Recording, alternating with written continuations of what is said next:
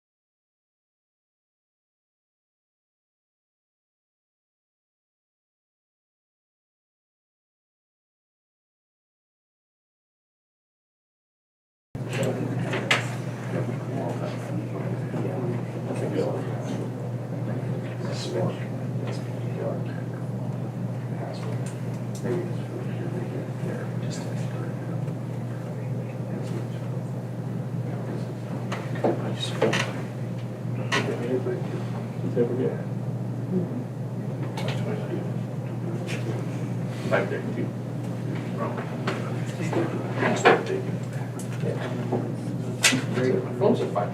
Yeah, it is too.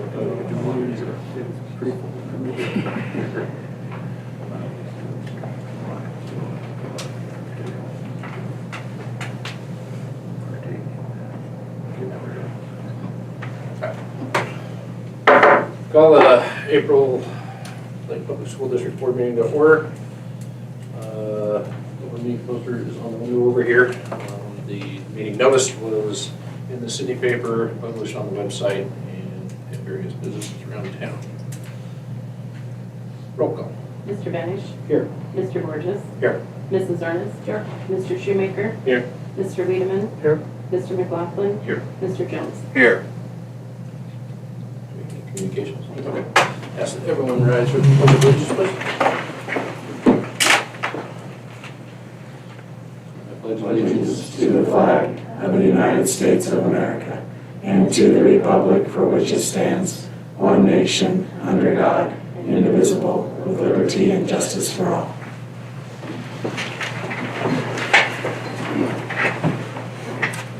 All right. Need to ask for approval of the agenda. Second.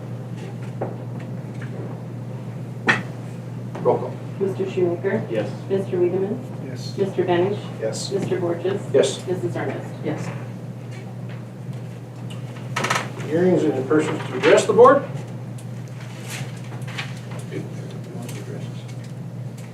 Okay. Move on to the next item, interview for potential board members to fill an open seat. So, you have three, I believe, right? you guys want to pull your chairs up here and we can talk like that, or is sitting right there okay with you guys? This is your world. Should we bring 3 chairs up? Yeah, let's, Yeah. let's go ahead and come Bring on. 3 chairs up here. Do it.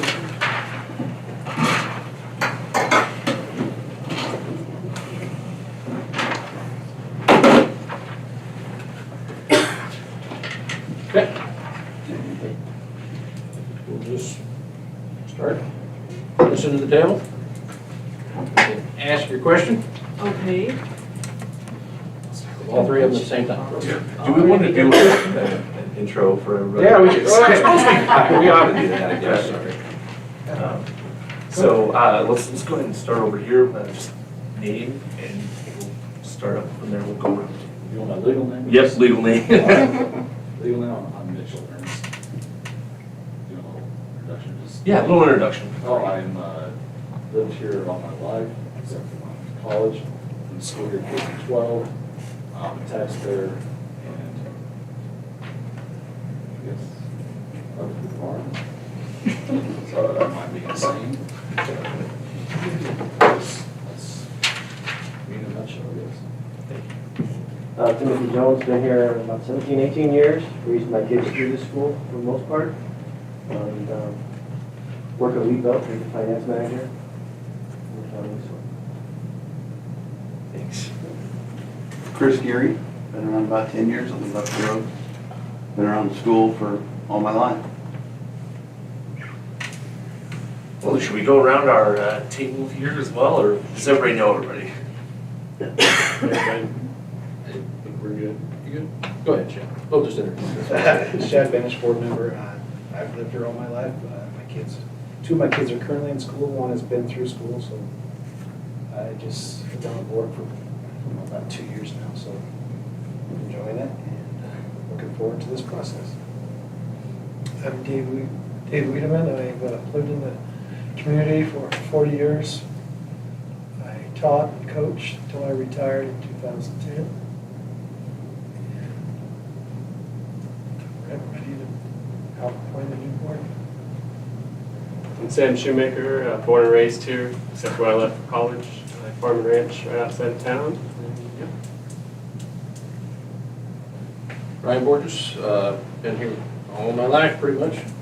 1 year I was away for college, but that was it. 2 of my kids have graduated from Leyton. One's currently a freshman at Leyton. So I think I've been on the board for 6 years now. Long time. I'm Susie Ernest. I've been here in the Dalton community for 35 years. Sydney, the majority of that, or the rest of that, yes. All 3 of my children went through school here, graduated, all live in the area. So hopefully we'll have more little Laytons when you've been here. So I'm Matt McLaughlin. I've been here for 3 years. This is my 3rd year here at the school. I have 3 kids that go to school here. 1 is graduating this year, 1 that's a 3-year-old. And then I have a 14-year-old, so I'm going to be doing this parenting thing for a long time. But yeah, we're really excited to interview you guys tonight. I had a procedural hiccup last month. We didn't vote on the resignation for Mr. Rushman, so for tonight, we're going to go ahead and still go forward with our interview, but we'll make our appointment next month. So we'll have to do some re-advertising and things like that. But yeah, this will be our official interview, and then we'll notify you next month. Okay. So we'll start with Susie. Ask your question, all 3. He goes first. Okay. Yeah. I will start. Mitch, I guess you all 3 will answer the same question. What role does policy play or have in the function of the board? Well, I've been on the Crossroads board for 9 years, so I'm used to board policy. And policy is the law of the board. That is what they're supposed to follow. Nothing negative whatsoever, right? So the policy that the board should do. So that's what my belief is in policy. Yeah, it's the government of the area, of the board. It needs to be followed, and the board sets that policy. What's on it? As you know, board policy is written, approved by the board, should be followed by the board. That's one of the responsibilities of the board is to create approved policy and follow it. Make sure that it's being followed as it's intended.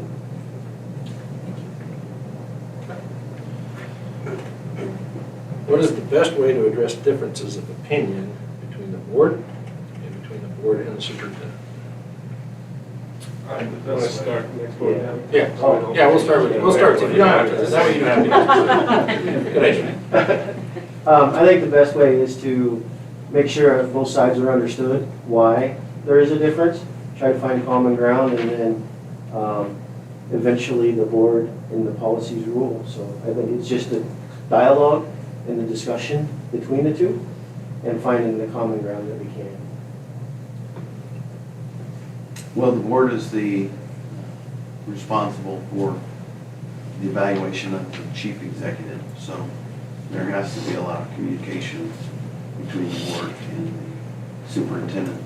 That can happen at a board meeting, should happen. Most of the communication should happen at a board meeting, right? It should be public. There are things that you need to discuss on an individual basis, and you just need to listen and understand where the other person's coming from. Yes. What is the best way to address differences of opinion between the board members and between the board and the superintendent? Yeah, I think to hear out each party without any prejudice and settle differences in the board meeting, and then don't hold any grudges afterwards. That's what happens in the board meetings, the state board meeting, especially as possible. Okay, will you support a board decision you do not vote in favor of? Why or why not? Absolutely. It's board decision. The board is the governing body.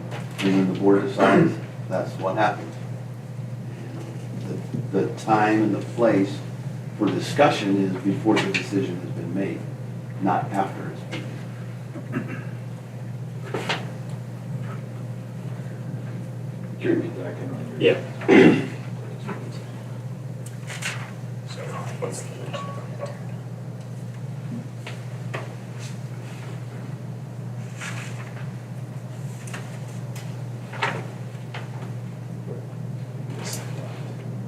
Speak up. Will you support a board decision you do not vote in favor of? Why or why not? If the board consensus votes for it, then yes, I'll support it. But if I do not agree with that, I will vote no. But if the board outvotes me, then yes, I'll support it. My opinions will be heard, and if the board decides a majority, yep, I'll support it.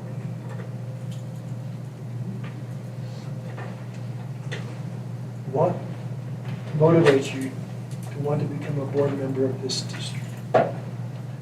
Oh, I've lived here all my life, and I've been to the school, and when I went to the school, I had great education, I had great teachers, and you were one of them. And I want to continue that tradition of excellence here at Leyton. It's a small school, but it's produced a lot of great kids. And so I'm going to continue that to offer a great school for kids to come to. And as a community member, I think it's my duty, especially a lifelong community member, it's my duty to serve my community the best way. Being on the board would be a great way to do that. Thank you. So when I moved out here 17, 18 years ago, we looked all over the place to wherever we wanted to go, and we made the decision for Dalton because of Leyton school districts and their excellence in academics. And I want to make sure that we continue that education for other folks that my kids were received here and was able to move on and do great things in life too, and to be an active member of my community as well, since I have time now. Thank you. Of course, we all are here because we serve other people, we serve the people in the place where we are. I have a little bit of a different perspective than probably all the rest of you. As lifelong community members, I know a thing or two about school and how to run a school. So my perspective maybe can bring the board to some different perspectives, some fresh ideas. And so board members aren't knocking down the door. I'm glad we have three of us for you to choose from. Elections are hard to find people to run, and so I wanted to be available. Thank you. What do you feel is the most important responsibility of a school board member? Or a school board in general? So, one more time, I'm sorry. What would you feel is the most important responsibility of a school board? I think one of the most important things is to make sure that the policies are created in a way that makes learning available for our kids and the financial responsibility that comes along with that. That the board is maintaining the standards of the community, of the school, and to make sure that it's financially sound. The board has three responsibilities. One, evaluate the CEO, which in this case is the superintendent. Number two, a fiduciary responsibility, which means you take care of the finances and make sure the CEO has what finances are necessary for successful function. And finally, policy. Make sure that the policy is followed, implemented, and legal, right? So that's what, the board should not be involved in the day-to-day operation of the school. The board should let the CEO do that. So those three things and those three things only should be the responsibility. Can you repeat the question? What do you feel is the school board's most important responsibility to the school? To be unbiased, first off, and I think to follow board policy, as long as those policies reflect the best interests of the school and the students, and to have a great relationship with the superintendent, and not to be on a board for personal gain or personal reasons, I guess. Thank you.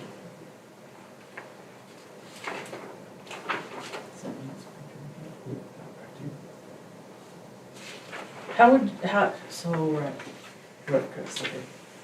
you handle a request or concern if approached by an individual or special interest group? I need more information. What kind of a request are we talking about?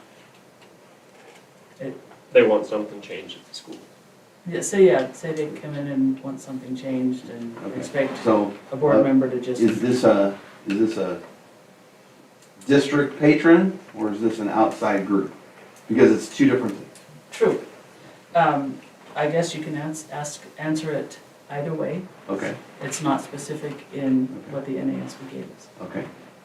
And so, usually you have district patrons who want to see something change. And the most important piece of that is the chain of command. And that referral I will hear the complaint, and then I will tell the person, you need to talk to the superintendent. And when we're done with that conversation, I will call the superintendent and say, I just talked to so-and-so, and they would like to change this. I told them to come talk to you. It's not a board issue. For a special interest group like that, I would say, I will not hear you out. I need you to come to the board first, so the board can hear it at the same time I hear it. That way there's no shades of gray. And go on from there. Yeah, same, I'd have it come to the board, but if it was a patron, I'd tell them chain of command, and go from there too, and do the same thing. Have a heads up. Thank you. Okay. In your opinion, how can the board be accessible to the community? I guess have a open door policy. If they have concerns or whatever, you can, don't shun them away or anything like that if they have concerns. And don't stand with your arms crossed with the scowl on your face, I guess. Attend district events, things like that, so people see you and know who you are, and be approachable, and just understand what they're talking about, and making sure that you're available for them to approach. Listen and be available. They know who you are, they know where to find you. And if if they're concerned, they will come find me. Thank you. What kind of relationship should the district and the board have with the community, with parents, with families? Back to my previous answer, I think we should be part of the community, we should be part of the district, do the district, activities, be available, and just listen for concerns and be part of the community. Being a part of the school and the things that happen. We have two communities, we gotta be in both places, be visible, be involved. I'll reiterate, be involved, but also treat everyone the same. Don't show favoritism or anything of such. Thank you. Sorry, we done. Yeah. Okay, thank you. Short and sweet. What is your vision for education in this district?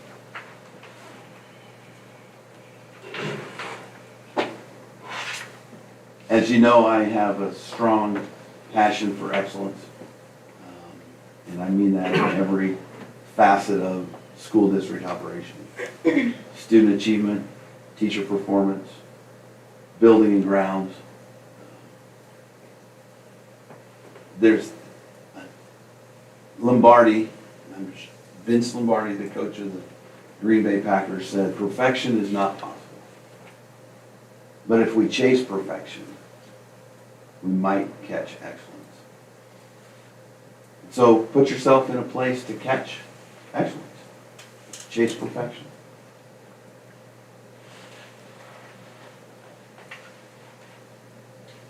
And that was the education in this district. Yeah, vision of education. Obviously, we cannot tailor to every kid's needs. Every kid's different in a way.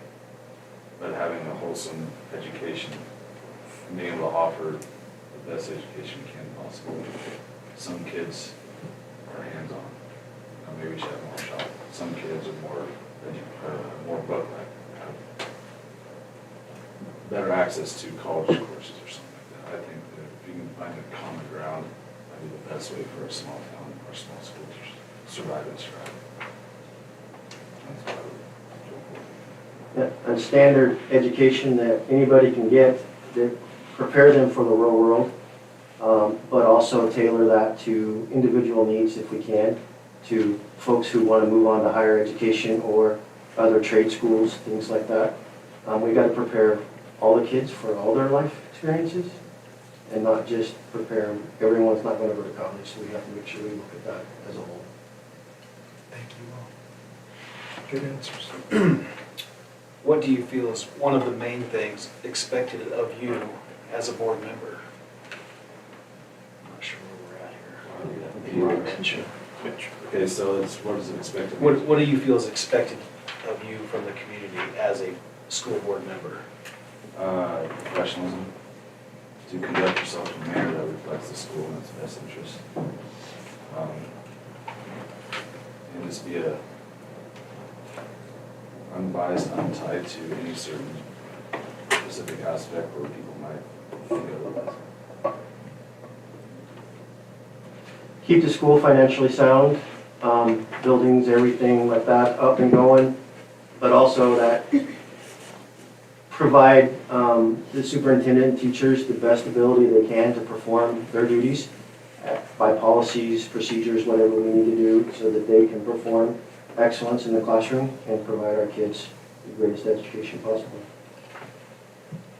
I think the expectation is to govern honorably and effectively and get out of the way.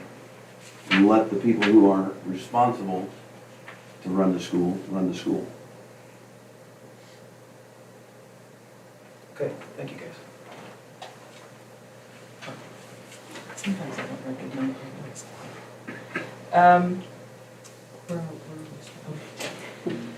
Do board members or the board have a role in the day-to-day operation of the district? I would say no, the other besides doing policies and procedures that need to be done. We set up Matt to be the CEO and he needs to be able to run the district. And if he needs help or guidance, then that's when he comes to the board and asks for it. No. No, unless there's a special need of the board members, or the board to come together for a special decision, like have on Crossroads, where it's a monthly meeting, but there might be a special occasion where they have to come together for a decision to be made.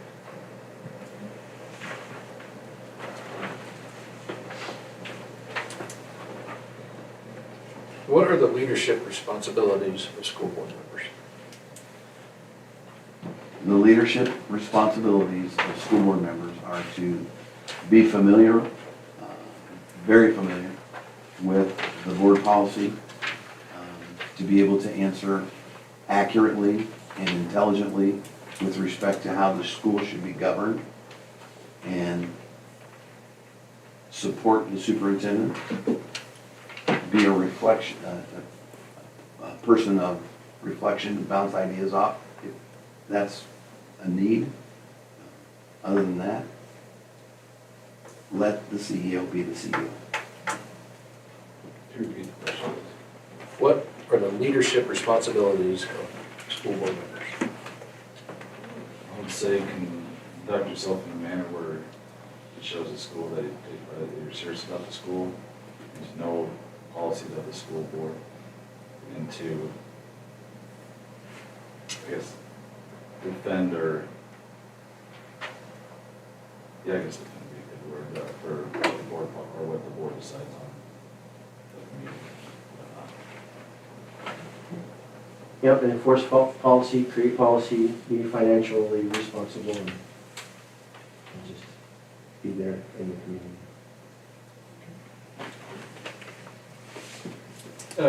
Excuse me. What school district or community activities and or organizations have you been involved with?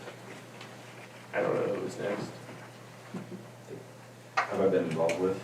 What school or community? I guess with the school, I announced the football games. Also, I helped be on this special group to interview the new superintendent. Go to some activities. Other than that, probably be it. I guess the alumni basketball tournament, I helped with that. Referee, participate. Helped with after proms with my kids, field trips, sponsors here. Previously been board members of churches, things like that as well. So. I've been involved in every facet of this school district.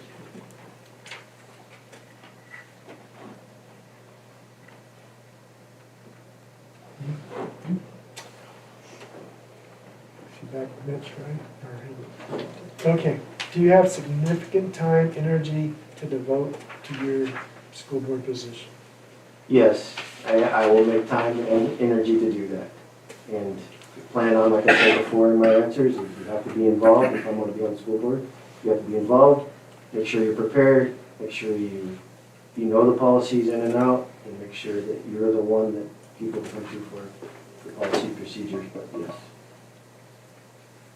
I do not have any other outside commitments that would keep me from devoting time and energy necessary to be on the board, so fully available. Well, I'm here for this position, so yes, I do have time. Thank you. How can a board know if the district goals are being accomplished and policies carried out? So we have a superintendent evaluation, and that tool is very important in determining whether or not policies are being implemented appropriately. And so that's number one responsibility of the board. I think you'll see the community, if you're doing a good job, with the students and the parents, and then everybody else who's in the community. So the reflection of your job on the board, it's a really good job. The evaluation of, doing the evaluation of the superintendent, plus also what the community says about you and how the kids are reacting in school. Those kinds of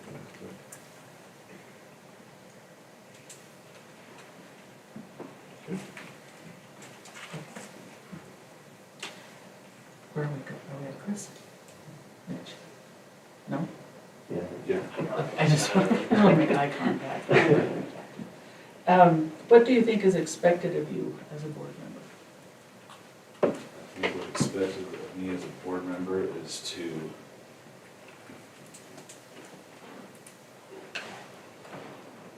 It's an interesting question.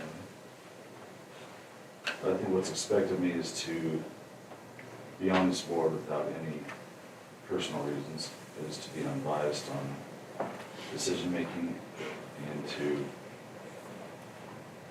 openly serve the community and the school best of my ability, I guess. To be prepared for every board meeting, to be educated on what is my responsibilities to go forward, new trends, things like that, and what for the board, and to set the financial direction for the district, and just to be available to in the community. Attend every meeting, faithfully serve on the committees to which you're appointed. Make sure that you attend outside the district leadership training in terms of school board learning and professional growth. And then be available for the community as a mode of transportation to the superintendent.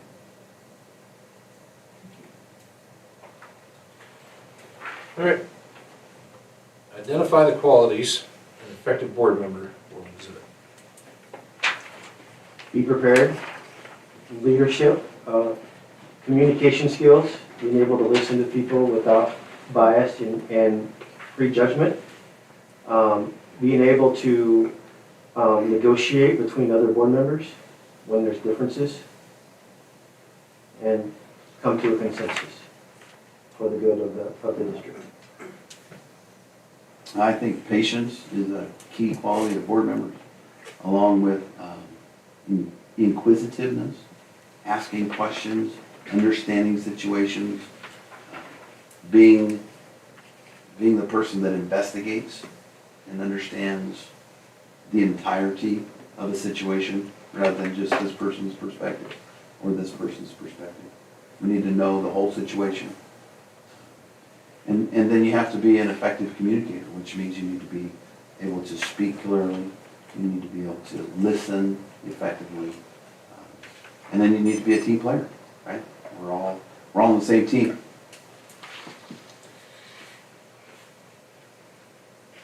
I think competency would be one, and then knowing that the policy is the law. And he said quite a few things in that. Being a team player and hearing people out,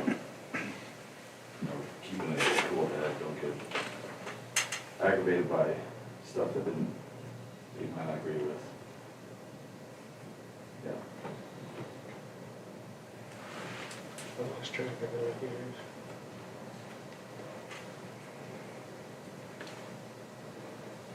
Who should set the rules governing board procedures, methods, and behavior? Who should enforce them? The board is responsible for enforcing its own policy among its members. So if there's a board member who's out of line, that responsibility for correcting that is with the rest of the board. Yeah, it'd be the board members.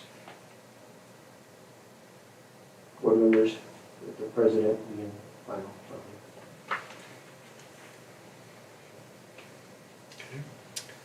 What are some current challenges facing education today?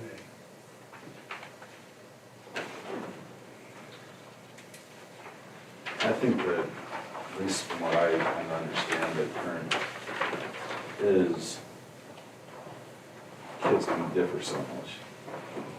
And they want it now, that some people might be want it now, some maybe not. And I think it's kind of hard for some teachers to get through to some students because of that.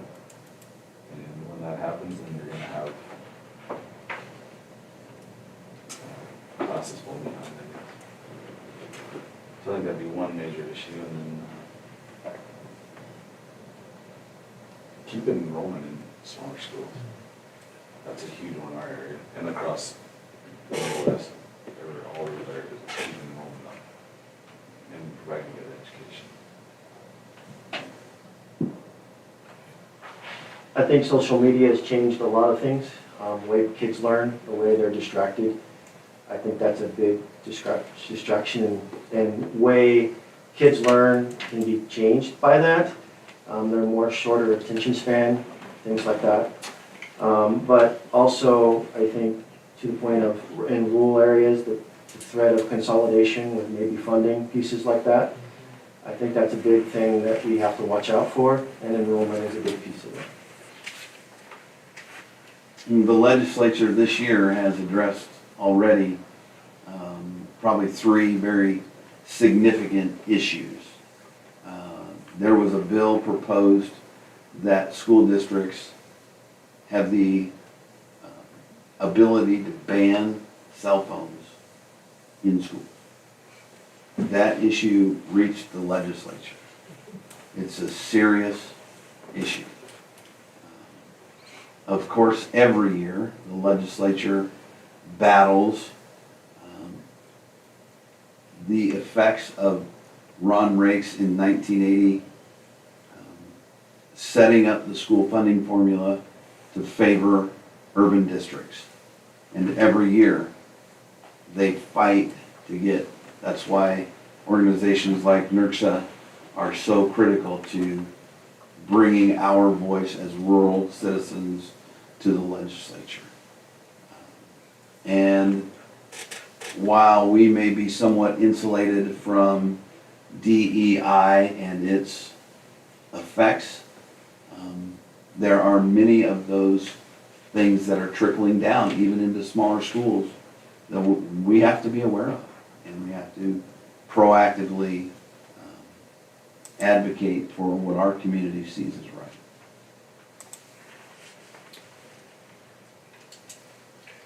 Very good. Thank you. With just 1 or 2 meetings a month, all school boards are limited in what they can do. How does or should the board decide what is most important? I think the president needs to work with the superintendent to get some of that agenda together and what is important at that point. But the board can also have input into that. The rest of the board at large should have some input to that. But kind of just build that consensus and building that agenda at every time, and working together as a team outside the meeting to say, hey, what do you guys think of this? What do you think is important this time?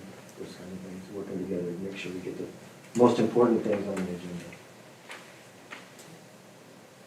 We've hired a person that should know what's important. He should be in charge of making us as a board aware of the most important things. There should be a very clear hierarchy of what do we need to get done. That's his job. Obviously, crises happen all the time. That's why technology can be our best friend, can be an enemy too. But so if there ever arises occasions where we need to do stuff, or just something comes up, we need to get on calls or whatnot, well, we can add calls. You can be on Zoom. You can do anything. So if occasions arises, I think 1 or 2 meetings. This is 1970, so you don't have to all meet up at one time. You can get on Zoom at 8 and we can hash things out if need be or whatever. So I think technology really helps out with the 1 to 2 meetings a month where problems happen all the time. Okay, thank you. We need to do all these questions? or- I think a lot of them are kind of done. Yeah, we're trying to start doing the same thing. You don't have any more? Can we ask one more?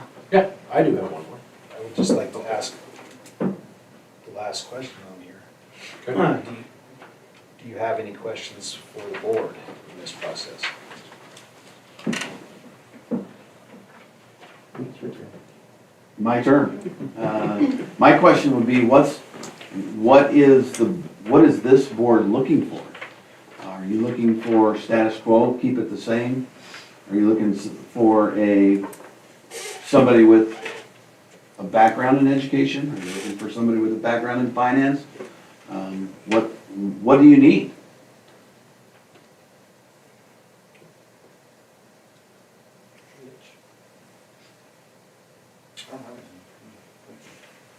Maybe the same question, what are you looking for? Understanding, you want somebody that's in the community, that is concerned about the community, make sure we're following that. I think that's one of the big things. Thank you. Okay, I got one more question. And it's Mr. Right? Okay.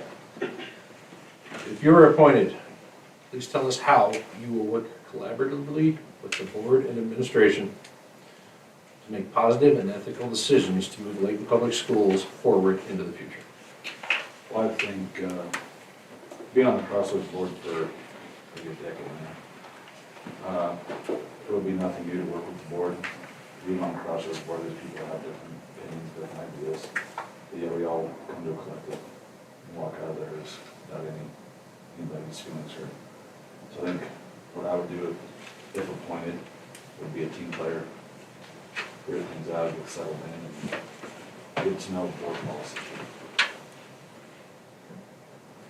I think it's important for a board member to make sure that they're prepared, to express their opinions and defend their opinions, but at the end, so that everybody understands what they mean and what they want and need, what they think is best for the district and policy-wise and those things.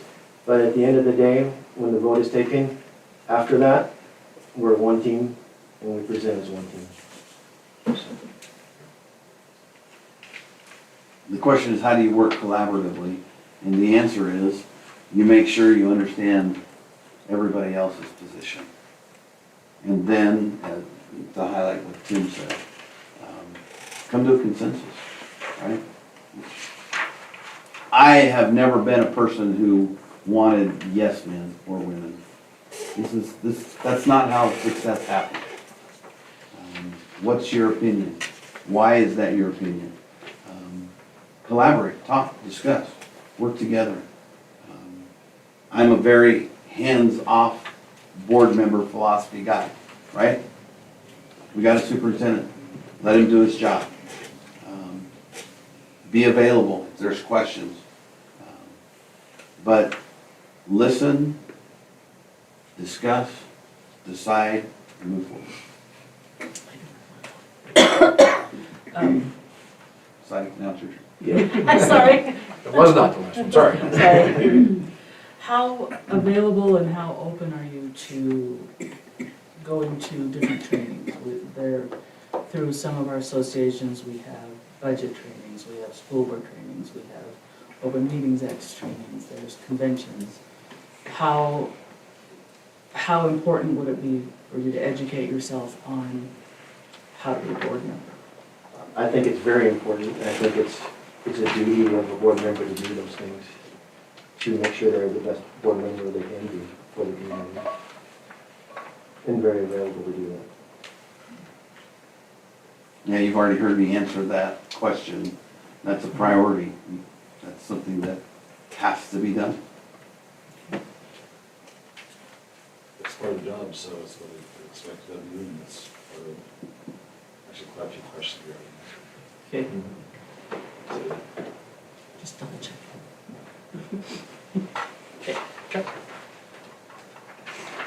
One more questions? You guys have any more questions for us? The students that made the board meeting tonight, thank you guys so much for coming, community members. This was cool to see a lot of people here, and the people that are applying for the position. We really appreciate you doing this. It's very nice to have 3 very qualified people running. Unfortunately, I goofed on the agenda last month, so we'll, we're going to have to... Yeah. So, Is that how we'll start next month then with? yeah, With the we'll discussion. go through the formality stuff. Okay. Yep. So, our apologies for that. But we will. So as a point of clarification, will the newly appointed board member serve in the May meeting, or will you be letting that person know So they can attend and make plans to attend, or? No, the first thing we'll do, what is our discussion and vote, well, we'll vote on roll. So at the next meeting, we invite you all back, if you would like to come. At that point, we will hear a motion, after we accept the resignation, we will hear a motion of who somebody would like to nominate for the position. And if we get a second, then we will have a vote on that. That person will then take the oath of office at that meeting and be an attending board member at that meeting.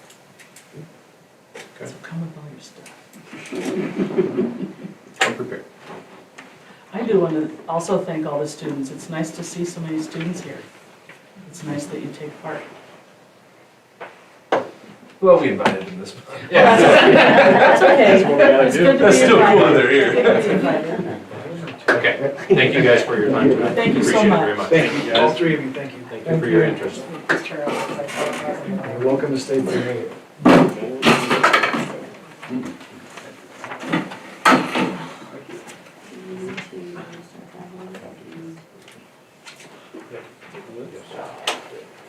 Do we have to have a motion?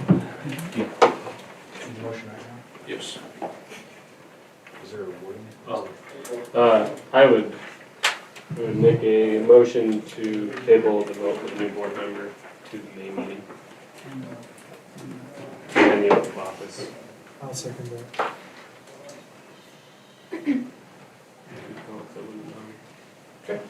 Okay. Roll call. Mr. Wiedemann? Yes. Mr. Benish? Yes. Mr. Borges? Yes. Mrs. Ernest? Yes. Mr. Shoemaker? Yes. Okay, we will move on to discussion items. First on the list, Mrs. Hanks. Hello. Okay. So I asked Mrs. Hanks to come in tonight and talk a little bit about adding speech as a requirement for graduation. It's something that I think is, we're all kind of, I'm very passionate about. I know a lot of people that I've talked with have been very passionate about this. So I wanted to have Mrs. Hanks come in and discuss speech. And then Mrs. Shoemaker is also here to kind of discuss the same thing. All right. Well, hello, I'm Jessica Hanks, high school English teacher. I guess I'll start by saying this is my second year here, and last year, the way things were set up is we offered speech as a standalone class, and it was a semester-long class, and only one student enrolled in it.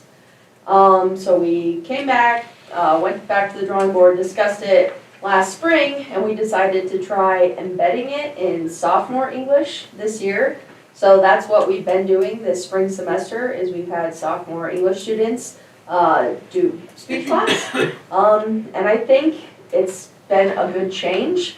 I guess when I was in high school, we embedded it in senior year English, and I like sophomore English better for a couple of reasons. First of all, it gives them the public speaking skills that will help them throughout the rest of their high school careers.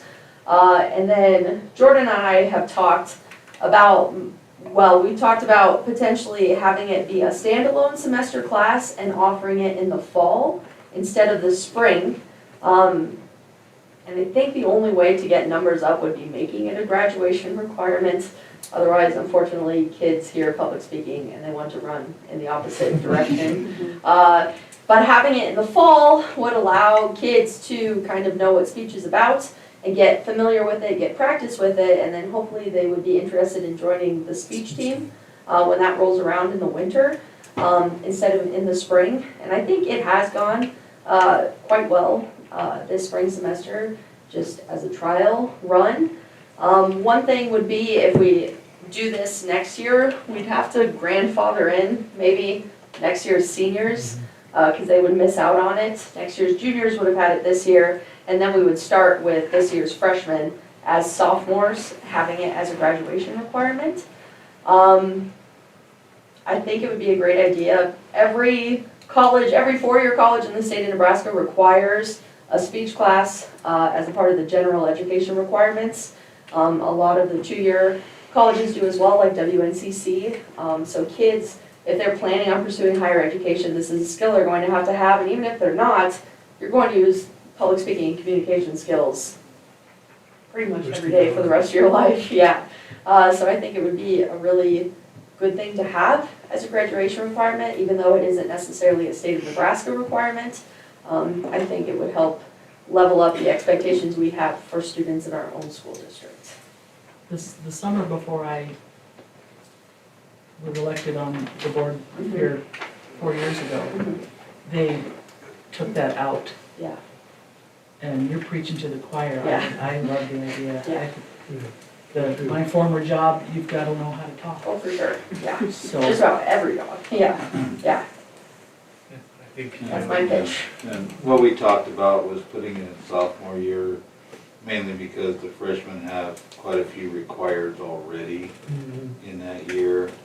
Give them a year to get reacclimated to the high school, and then they would have that their sophomore year.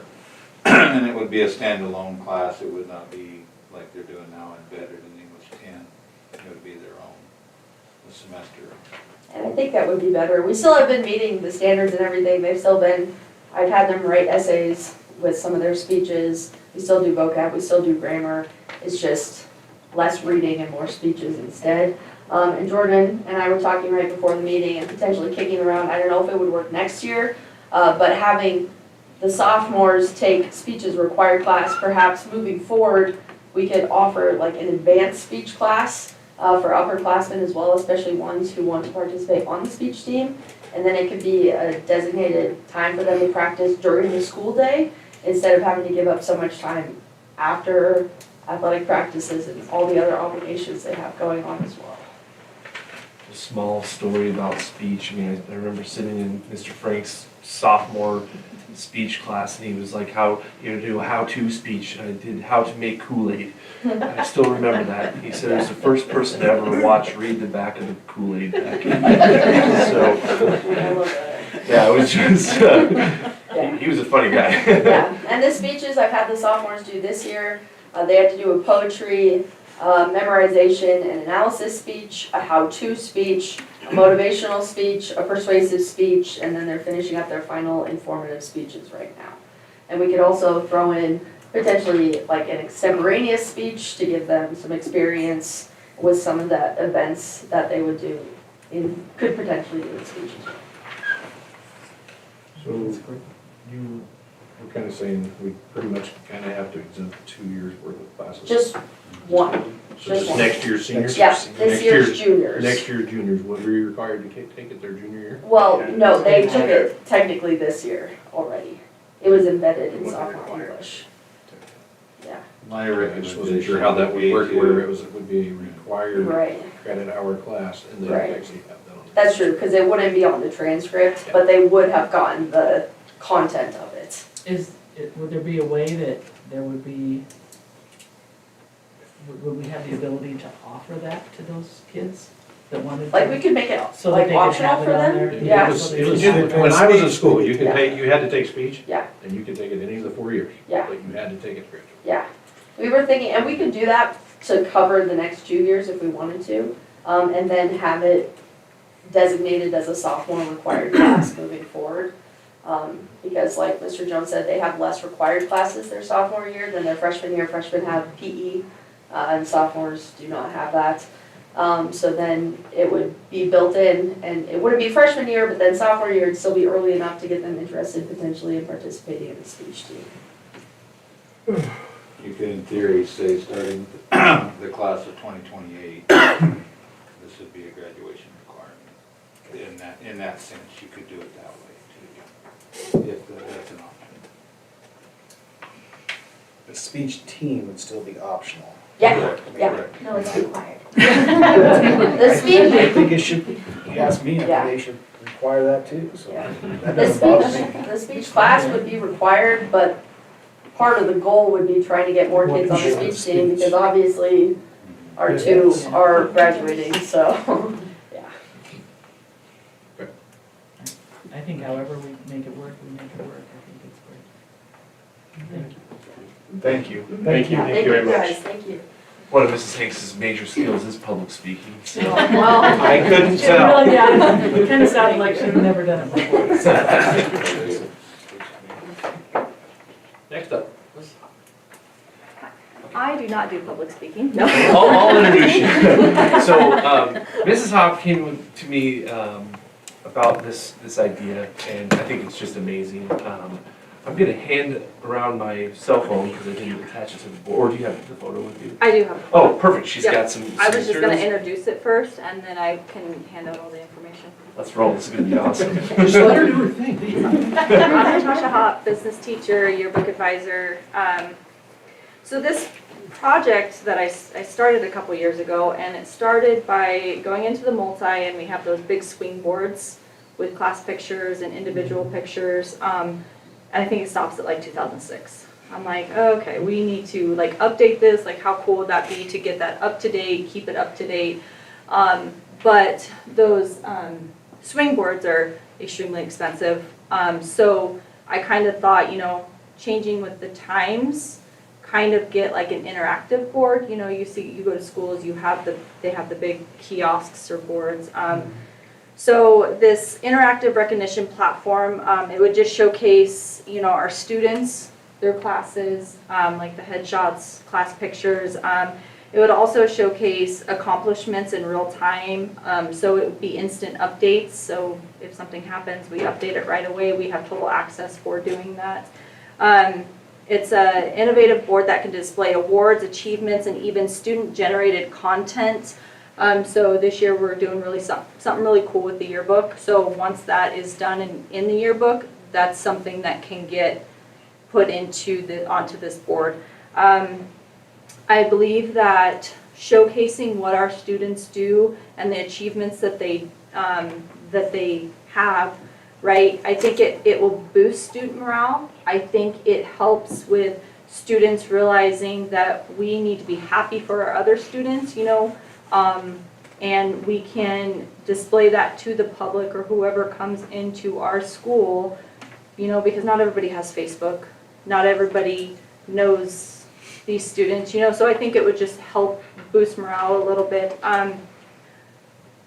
I think the vision that I have for this board is just utilize it to display our class pictures, headshots, class pictures, sports teams. I think it would be really cool to do headshots of our students or the athletes and the team picture, maybe put like a team record. For instance, like volleyball this year, 35-1, whatever, and then leave it at that, okay? Clubs and organizations, FFA, you can have headshots of the FFA, officers in their FFA jackets, list whoever the student, and then FFA president or vice president, just being able to showcase who our students are, what they do, what they're involved in. And another thing that I would like to do would be to incorporate it into our yearbook class. It's progressive for the kids, so it's not something we're just going to stick on the wall and look at and it's pretty, right? It's going to be hands-on learning for those kids because they're going to be the ones integrating the information into this software. The software is cloud-based, so there is absolutely no max storage for it. So you can put whatever you would like into it. So I did reach out. He had asked, can I bring these to you guys? He had asked for a picture of the wall that we would like to put it on. So he just kind of did a mock-up. This is not what it has to be. It's just kind of a mock-up. I guess I could just pass them down. Sorry. Would you like one? Okay. There's a couple there. Would anybody else like one? Okay. Oh, did you say? I was like, I'm sorry. Again, I don't do public speaking. So I was just, Matt and I were kind of talking in between the water fountains, just placing something there. It's all, it's like a wall decal. They have a company come in and put it in. So obviously there is a cost for this, right? So there are hardware packages and software pricing. I guess I should have handed these out too. Sorry. I want to get my steps in today.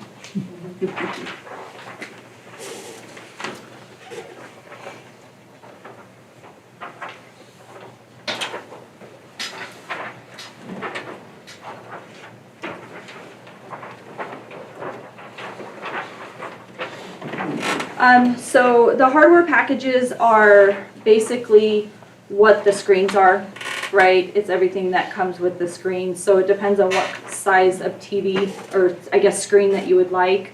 That is just a one-time charge.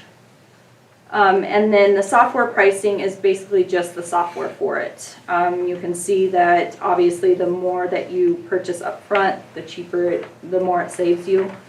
So yeah. I think it's a good way to tell our story both historically and in real time.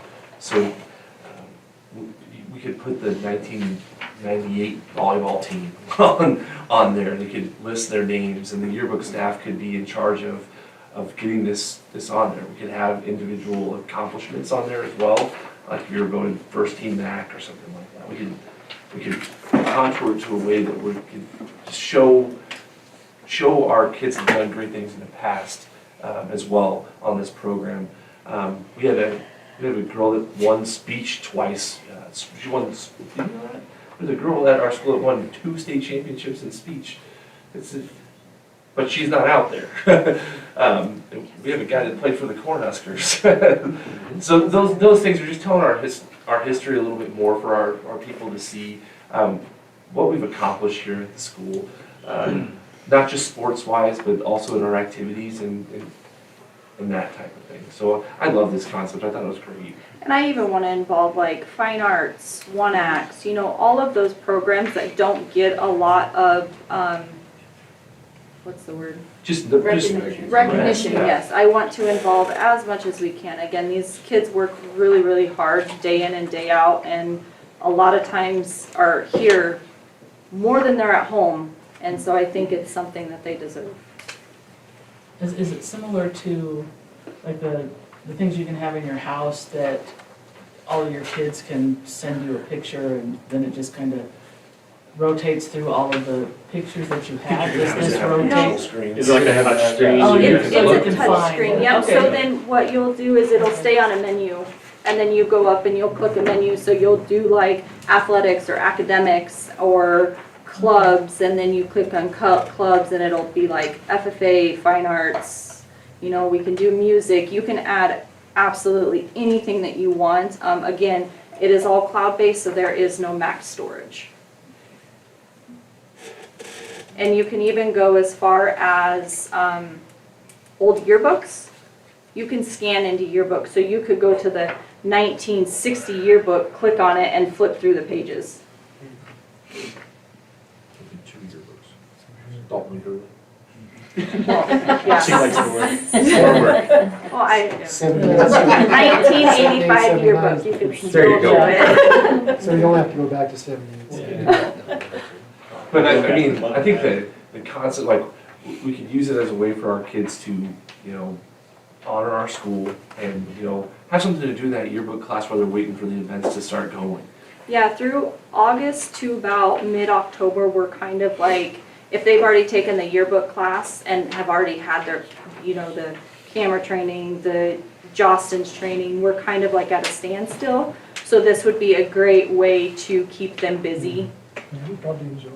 Are there other companies out there that do this as well? Or is this the only? There are other companies. This is the one that I really liked. I feel like the communication that we've had, and they are available. He's always been really available and very helpful anytime I've had questions, but there are other companies, yeah. I just didn't know if this was like. I do know this company does do Scottsbluff, and they have a whole list of, if you go to their website, they'll show you all the schools that they do, and Scottsbluff was one of them. Well, thank you very much. Yeah. Thank you. Kind of really neat.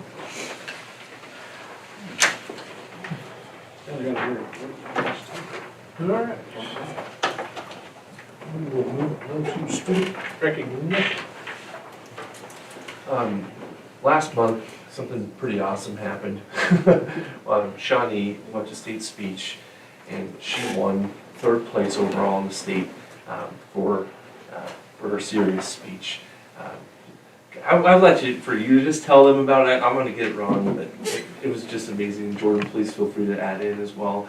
But I wanted to get her recognized in front of our board and our community members that are here tonight for that amazing accomplishment. We're just very proud of what you've been able to do with speech. When she tells you about her events, it'll make more sense. I've seen it live, it boggles my mind. She how gonna she give us did our, it. you gonna give us this? She's not gonna give us the speech.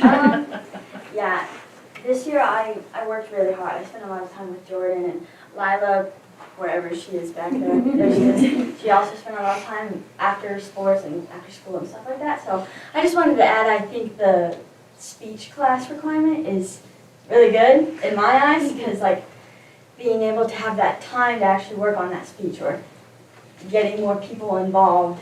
And if we do get more people involved, that would be more time for practices, and so having that class to do it during school would be effective. But yeah, so I think speech to me is really important. It's giving me a lot of skills. Like recently I wrote a newspaper article for the Inspire Today newspaper, and I wrote about all the things that speech has given me, like new friends, and I've learned so many new things, and I'm going to use this skill for the rest of my life, so I think it's really important. But at all the speech meets, well, not all of them, but most of them I performed both my serious and my humorous.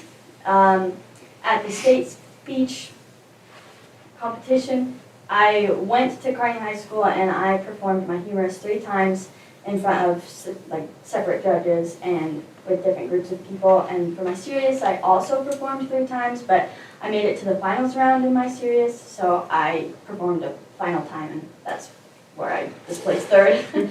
But I thought it was really fun. It was a really busy day, a really long day, but I think I learned a lot from it.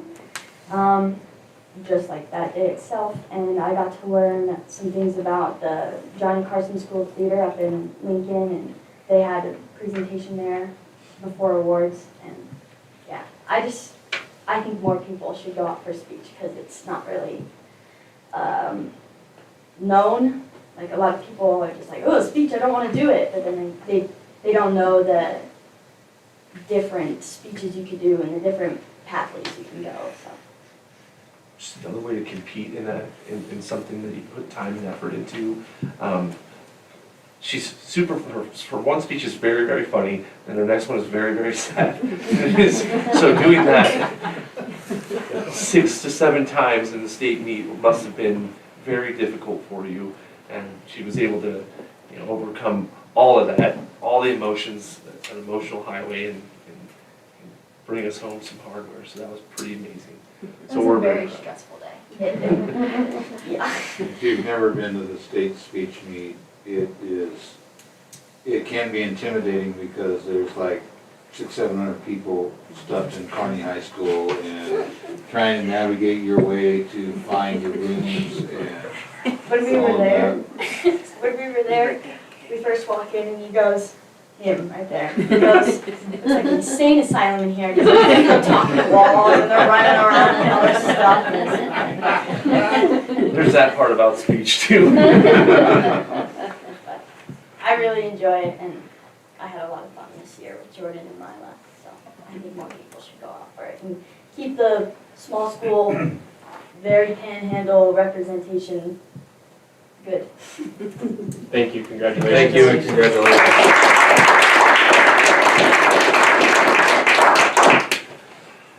And then last month, some other cool stuff happened. We took our FFA chapter to the state FFA competition in Lincoln. That's the first time I've ever been to the state FFA one. It was absolutely insane. We were there. It's kind of a cult, but it was cool. It's not a cult. It was really cool. The kids that they had present, the quality of the presenters was just amazing. So it was amazing. It was just a great time. So we brought our FFA chapter here to discuss their competitions and then talk a little bit about Lila. And she did good there too. She got stage 3. Let's talk. Yeah, so State FFA, it was a great experience for me personally. I guess I'll talk about my favorite part. I did do a competition, nursery and landscape. My favorite thing was the career fair though, just because it was amazing just to see how like agriculture is out there, it's everywhere, you know, and all of the different things you can do with degrees and so like just, you know, talking to all these people and social networking, you know, so that was my favorite part. But yeah, a sea of blue is, you know, thousands and thousands of kids out there with blue jackets. So it's a great experience. I love it, and I'm thankful that we got to go. I do think in the future that we should allow other, our whole members, all of our members to go, because this year only the ones who, you know, qualified went. But I think it's a good experience for everybody. But When you guys talk, would you tell us your names? oh, yes. I remember some and then I don't remember some. My name's Mercedes Seidman. I'm FFA president.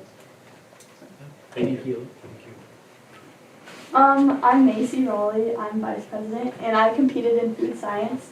That competition is draining because it starts at 7, you have to be there at 7, so that means early mornings, and the days are so long. So I'm really proud of Lila for placing in food science because that's a huge accomplishment, especially for a senior year.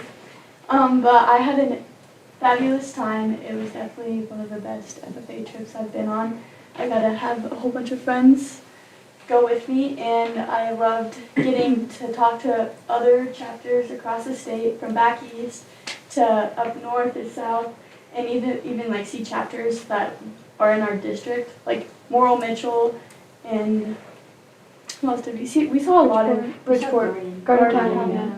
Like just seeing like there were so many people there, but there were so many people from around here that went. So it wasn't just like if you go to sports, like state sports, it's a majority East teams and one West team. So it was nice seeing all of us in Panhandle be there, and then people from West. And it was nice seeing and talking to other chapters that are different from us. My name's Lila McLaughlin, and I feel like State FFA is like the culture shock for me. It's like interesting seeing all these people combined together, and like it just makes me feel at home. It kind of, sorry, it's gonna make me emotional. But We're emotional people. I feel like this chapter has grown so much, and it's taught me so many things, and I wouldn't have been able to place at state without them. It just helps me feel like, I don't know, I have a community, and I feel like I'm at home with these people. And I feel like it's taught me how to be a bigger person and speak up in different situations, and just being me. I feel at home around these people, and in my competitions, I feel like I really want to keep going in these competitions and maybe have a future in these things. The competitions I competed in was nursery and landscape and food science, and I feel like each one has their own special part, and each teammate has their own special role, and I feel like everybody in it is just equally as determined to win. So it's definitely hard competing against all these people, but it's nice knowing that everybody has the same drive as you to like compete. So yeah. I think, how many people were in the things? There was Contest, like, I sorry. think like 7,000. So in food science, there was 36 teams, and in nursery and landscape, there was 48 teams. All, and this is just District 12. So our district, everybody across the state is there, but that's how many competed in our district. So each team is composed of 4 team members, so there's quite a bit. hundreds. Yeah. That's awesome. Yeah, and so there's 12 districts, so all those teams, so. My college roommate, our senior year, she was big in FFA, and we went down to Kansas City where the FFA national thing was, and now I'm gonna get cruddy. She was the first woman national president. It was really cool to watch. And I think she and her husband still do stuff in it, so a lot of lifelong things for you kids. Riley, Bobby. Can't hide back there forever. You want me to go? Okay, are you going? I'll go. Okay, so my name's Avi Cranmore. I'm a freshman. FFA is something that's very new to me, but I enjoyed it a lot because it's different from other things that you learn in school. and you get out of school for it. Which I like. Very nice. So the competitions are like very different, and I've never had to like study or like be educated on anything that you learn in FFA, and I think it's really fun and it's information. And if you try, you can place an FFA, and it's fun to have that accomplishment. State FFA was really fun for me. I've never been there, and it's crazy to see how many people are actually there and how many people are so like passionate about something that's not related to like sports or 1X or anything like that. And I loved seeing like going to all the jobs and seeing how people could like tell us we could like continue our passion for FFA or agriculture after high school and after college. So, yeah. My name's Shani Gamble. This is my first year doing FFA, and I sort of regret doing that because I wish I would have been in all 4 years. Like, the state convention being there was so much fun, and I learned so many new things, and I just wish I would have been there longer to enjoy more. I went in food science, and I had a lot of fun. I really liked that competition, and so I think it's lifelong skills that you use for everything. Riley, step up. I'm Riley Benish, and I'm the reporter for the FFA chapter. So I guess in general, over at this year at FFA, I guess I've been able to learn a lot and also put that knowledge to use in each competition. So I guess I didn't compete at the state convention, but I did compete in the state range judging competition, which was in the fall. So I guess I just gotta hang out all week, but They're honest. so I guess state convention, there's a lot to learn about, and we went on lots of tours and lots of events for us to do. And also, there's so many opportunities that you could, because I got a big bag of stuff from going to all the job sites and stuff, and there's just so many opportunities that you can get into from doing FFA and working in agriculture, so just that was pretty cool. So in Riley's defense, yes, he qualified this fall. It's kind of hard to judge live things in the spring. So as a state qualifier in the fall, him and Marley came along. So to toot their horns a little bit, Miss Lila did earn a purple ribbon in food science, and is our first ever, as far as I can tell, placer at FFA. All the way back to 2016, she's the first one that got to cross the stage. That's awesome. So that is amazing. And Michelle also received a red ribbon in food science and technology. And on top of that, Lila also received a blue ribbon in nursery and landscape. So that is it takes a lot of now I'm going to get emotional. Gosh, just continue to be careful. These kids are outstanding. The ones that are not with us, Caleb, Aubrey, Marley, Max, Alora, they've all put in numerous hours. Like Tim said, didn't realize how much you have to study. They really took it upon themselves and put time in and effort, and it's hard to fit schedules in because these kids are in so many activities, and that is one of the great blessings of a small school, is they are able to be in so many different activities and sports, and it is just amazing. So give these kids a round of applause. Anytime you see them, they are outstanding. I also want to thank Heidi because I think she did a good job working with our schedule. Thank you. It's planning. Thank you. Yeah, planning. Thank you very much. So, Thank you, Heidi. over the last couple of years, we've had some state degree winners as well. Right. So we had, last year we had Jackson got one last year and Trenton got one last year. Yeah. So yeah, to kind of sum that up, there was 3,000 some odd kids, seniors that applied for their state degree. 903 received their state degree. So state degree is the highest level of accomplishment an FFA high school member can earn. So it is a huge deal. Lila's got her jacket. Once you get your state degree, you get you get pins as you are members and hold offices and stuff, but when you get your state degree, you get this lovely tin, and the highest medal you can receive in FFA is the golden charm. Oh. So, and it's a huge accomplishment. It takes a lot of work. lots of hours getting ready for that throughout the 4 years of high school, so that is a huge accomplishment. That kind of goes back to what Natasha was talking about. It's just like, how can we honor these kids for what they've done, and keep that tradition going, so the next group of people coming up can say, "Holy cow, this is doable. We just got to work our butts off to get there." Great job, kids. Great job, guys. How many of you are seniors? Just one. And Laura, we have 3 seniors. 3? Okay, the other 4 of you, I expect to We'll see you see next year. in speech next year. You did a really good job speaking in front of us, so. Yeah. I'm trying to recruit for you, Jordan. Oh, 2 of them signed up this year, but And some of never. those things we gotta do. Never mind. Your banquet was awesome too. Yes, Good job on the yeah, banquet. outstanding job on the That was- banquet. I enjoyed And we have the our, time. yep, Can our I, auction, and we have our banquet coming up May 2nd, can so. I just say thank you to Heidi, because that was a huge challenge, kind of dumped in her lap, and she knocked it out of the park. All the thanks goes to these kids. These kids worked hard. You guys They did a great did, job. so did you, Heidi, so thank you. Thanks Thank very you. much. Thank you, Heidi.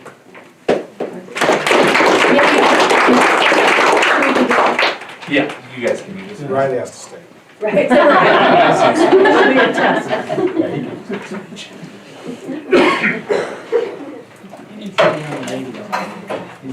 Okay? All right, we are going to move on to reports. Ella, I am so sorry you have patiently waited so long. It's now your turn. We're good. So we have one more left. Hello, my name is Ella Bailey. I'm a senior in the president of Thank you for having me. So we have had 3 official meetings since the last board meeting that I presented at. I'm hard too, yay. For the volunteer work that we're involved in with the community shepherds food pantry, we weren't able to attend last month.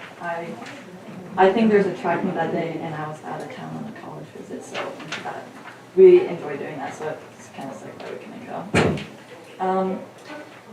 Our peer-to-peer tutoring program that we started this semester, it seems to be working, well, it is a work in progress, we're trying to level it up, but we've only had like 2 kids on the downs list, which is a big improvement until the last few weeks, so.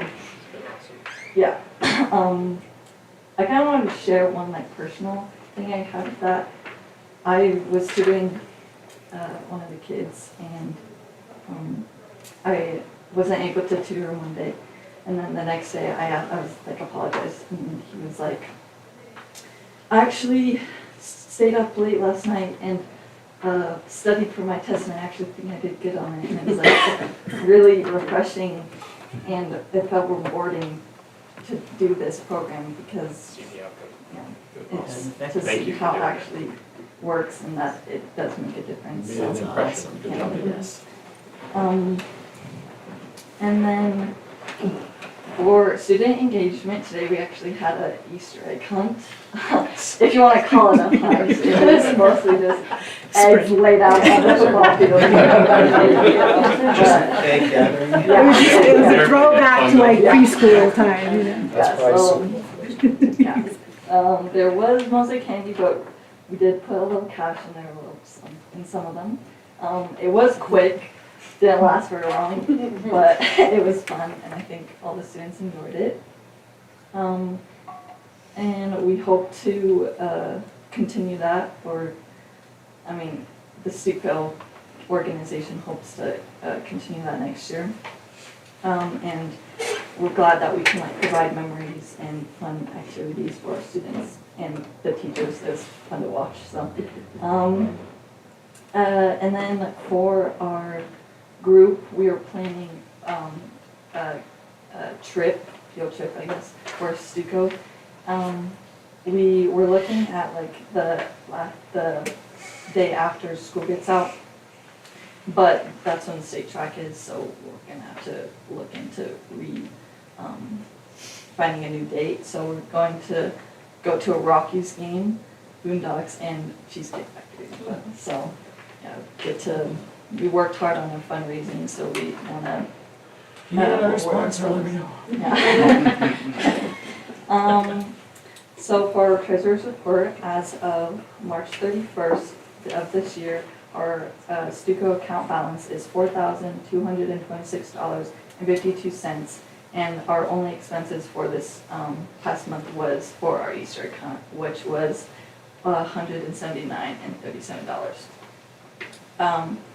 So we don't have any other fundraising since it's like a month less of school, but glad that we could do the ones that we've done so far. In our open issues, we're still looking for the furniture, as if you've ever been to multi recently, you can see that the couches are deteriorating a lot. One of them's like concaving in and others flaking off, so we also want to make them more durable furniture, maybe invest in some better ones that will last, because obviously our students and visitors like to manhandle them sometimes. And do you have any questions for me, or that I can get back to Stuco?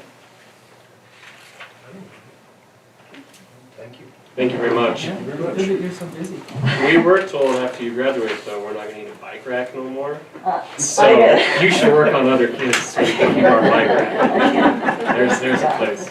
I enjoy riding my bike when it's nice outside and not super windy. It's good to see somebody out on them. Yeah. Thank you. Yep, I have the excuse. Only if you go make dinner. Patiently waited, absolutely. Yes, good job. Thank you. Thank you. All right, we have some board reports. Mr. Weedham? Okay, I attended the NERCSA conference, and I went to like 3 different sessions. First session I went to was by the National Rural Education Association, which is the national division of NERCSA, I guess. And they had 6 people there from different, on the national board from all across the country. Some of them were actually, 2 of them made it to the conference itself, the rest they had to stream in because there was a blizzard in eastern and central Nebraska then, and it was hard for people to get there. And it's kind of interesting that the people in these other states have the same issues that we do. Teacher shortages, recruiting teachers, teacher pay, and one of the things they did talk about in some of the states is they recruit local students who are in college, and then they like pay them a stipend to have to get them through college. If they will, like they sign an agreement, if they'll come back and teach in that district, which, you know, I don't know if we could afford to do that, but it's a good idea. Because they basically said that people from out of, who don't live in rural areas don't really want to come and teach in rural areas. It's only those people that grew up in rural areas. So that was one of the things that, you know, basically they just talked about. Is that the school district paying the stipend on that? Yeah. It is the school district. If they choose somebody from the area who's gone into education, they like give them a stipend while they're in college. But they signed an agreement that they got to come back and teach so many years in their school district. Funding, seems like that's always a constant wherever you are in the country. They too always believe that, yeah, it's always the big city schools that get all the money, and we're left with trying to, I guess that's a common theme for us rural schools. The second one I went to with Justin Knight from Perry firm was some legal things that the state legislature is dealing with. They're in their 90-day session. They're about 2/3, more than 2/3 through with it. They'll wrap up probably first part of May. And he said, beware of a lot of, what did he call them? The same thing he did last year. They throw a lot, the senators throw a lot into a thing. And if you vote for mine, I'll vote for yours, and they just throw them in one big bill. What did he call that? Just package bills. Yeah, there's a term for that. And he said, but he expect to see that there'll be a lot of bills passed in the last days attached to other bills. Some of the things that he did go into detail with, of course, with gender identity and Title IX, that's a big issue. Just look at our president and and the governor of Maine going at it right now. Also, some of the things that the state legislature is dealing with that he thinks that is going to pass is, last year they said you could not suspend K through 12 kids, but that seems like it's going to be repealed. And you're only supposed to do the last resort. But you can actually suspend K through second grader if you need to. Another thing is the state's coming up with a dress code. That'll be kind of cool to try to comply with what the state wants. But the thing is, you have to have parental consent, and you can't miss any class. So that's kind of been hard to enforce a dress code with that kind of things. Option enrollment, latest things on that is you can option in what, K through 5, 6 through 8, and 9 through 12. So you have a chance to option in 3 different times if you want. And another thing is if a kid options in, wants to option in, you can't deny him because he has an IEP. Gotta let him come to school if you have a room for him. Unless his IEP is so extreme, like can't see, needs braille classes or whatever, and you just physically, financially can't do that in your school. Another thing, probably, and I saw this in, I think it's 4002, dealing with drug policy. Medicinal marijuana was passed by the citizens of the state of Nebraska in November. So that means that students who are 18 and over, with a written recommendation from a healthcare person, can use medicinal marijuana if they have certain mental or hyperactivities or stuff like that, that they can actually use it during the school day. And under 18, they also have that ability to do it if it's a documented health care, if it's a documented health situation, and with parental consent. So the drug policies in some schools, I don't know how that's going to. Does it apply to teachers and board members too?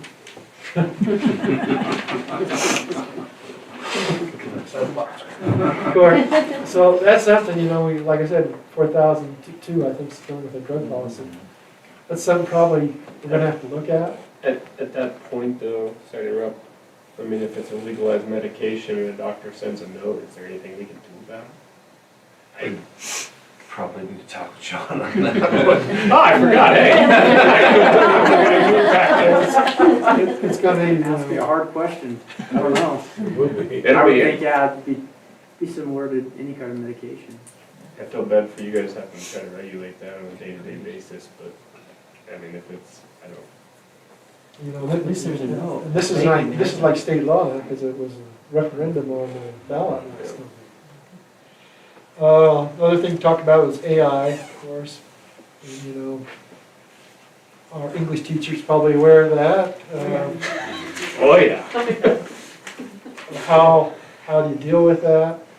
And then the big thing here you really talked about was the deep fakes, where a picture of somebody out there on the internet who's not really that person and maybe in a new body or whatever. And how do you control that, as far as in school? The third thing I went to was a NSA, and just generally went over some of the things that NASA's dealing with. Next year, I don't know if it's next year or the year after, there's going to be 3 8-man football classes instead of the 2. Also, again, because this requires voting, I think, some voting from there. The other thing they want to do is 8th graders are able to play varsity sports if you have less than 20 girls, if it's a girls sport, and less than 20 boys if it's a boys sport. So that's some of the things. There's a lot of states that you can opt up to play high school anyway, doesn't In it? South As Dakota. much as I'm weird, but I know South Dakota, they do. a lot of southern states do Because- it that way. My grandson played in a tournament in Chadron, and they got blitzed by a team from South Dakota who had 2 8th graders that started on their varsity. So, that's Thank you. all. Thanks, Dave. That was a good one. And a lot of small districts send a considerable amount of board members Yeah. to that training. So I would suggest, And the food's not bad. it's pretty good. Nurse is a great one. Yeah, we sat next to Creek Valley, Potter Dix. It was neat to hear kind of some of their gripes.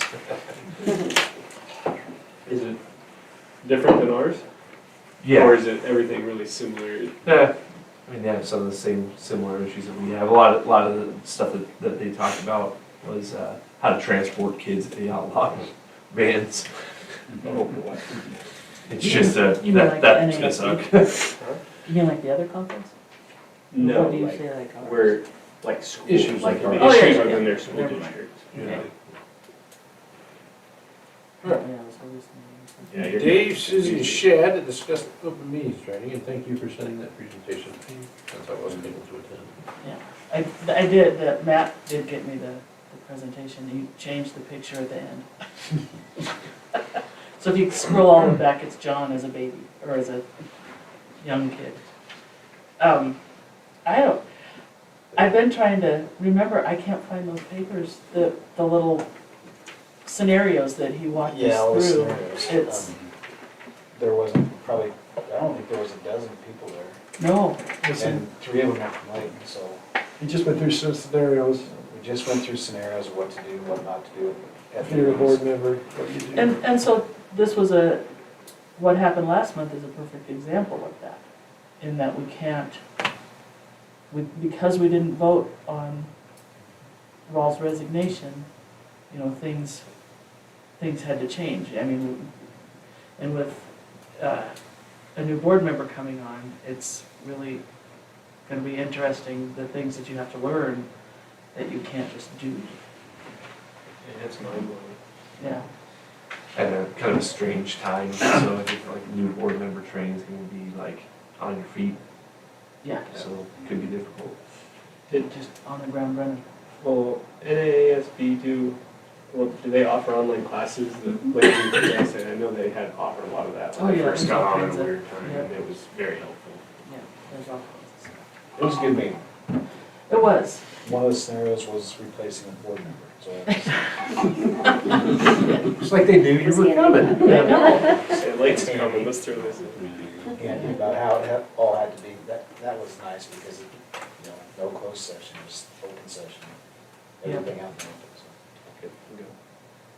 good, it was good. Okay. Shad, for the financial workshop.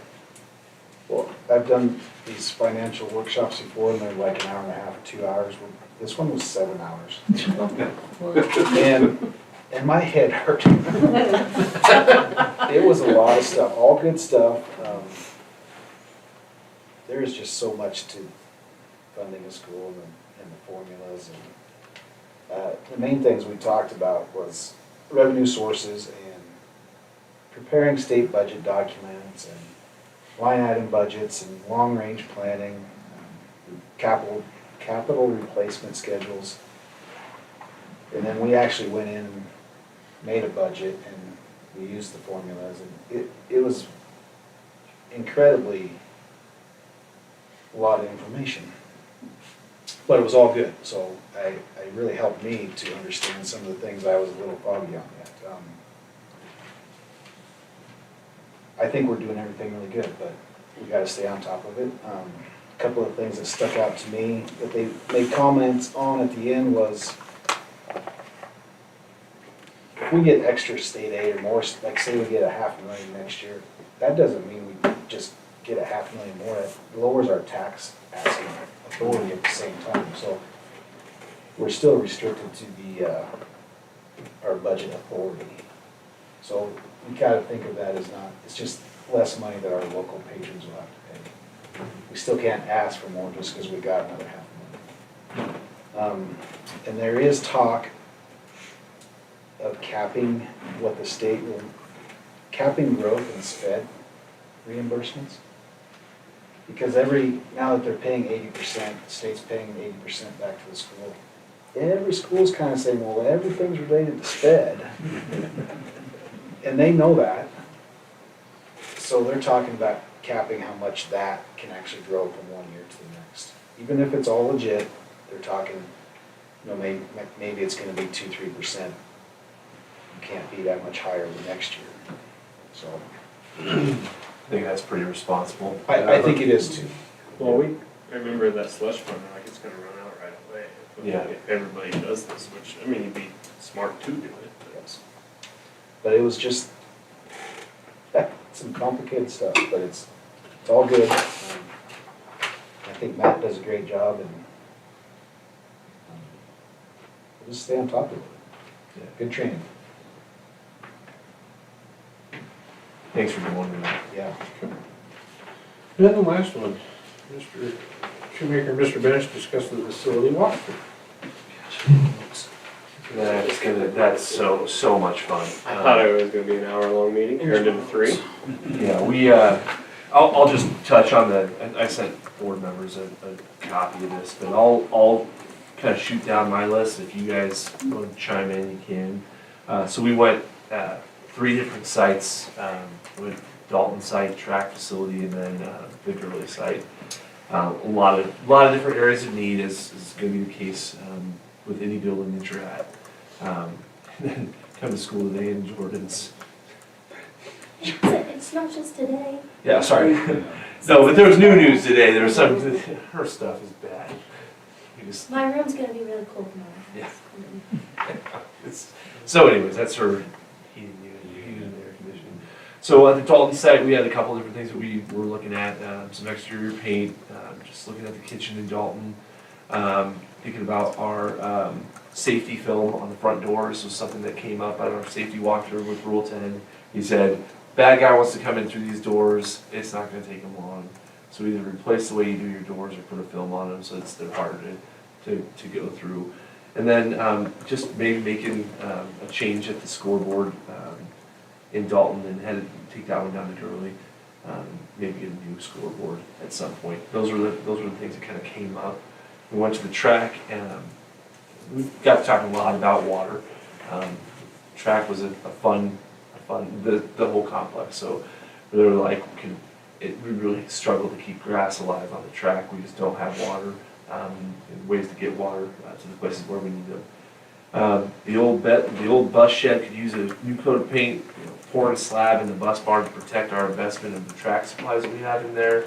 Right now it's just crushed concrete, and it's a mice lover's dream. Just moving our bleachers,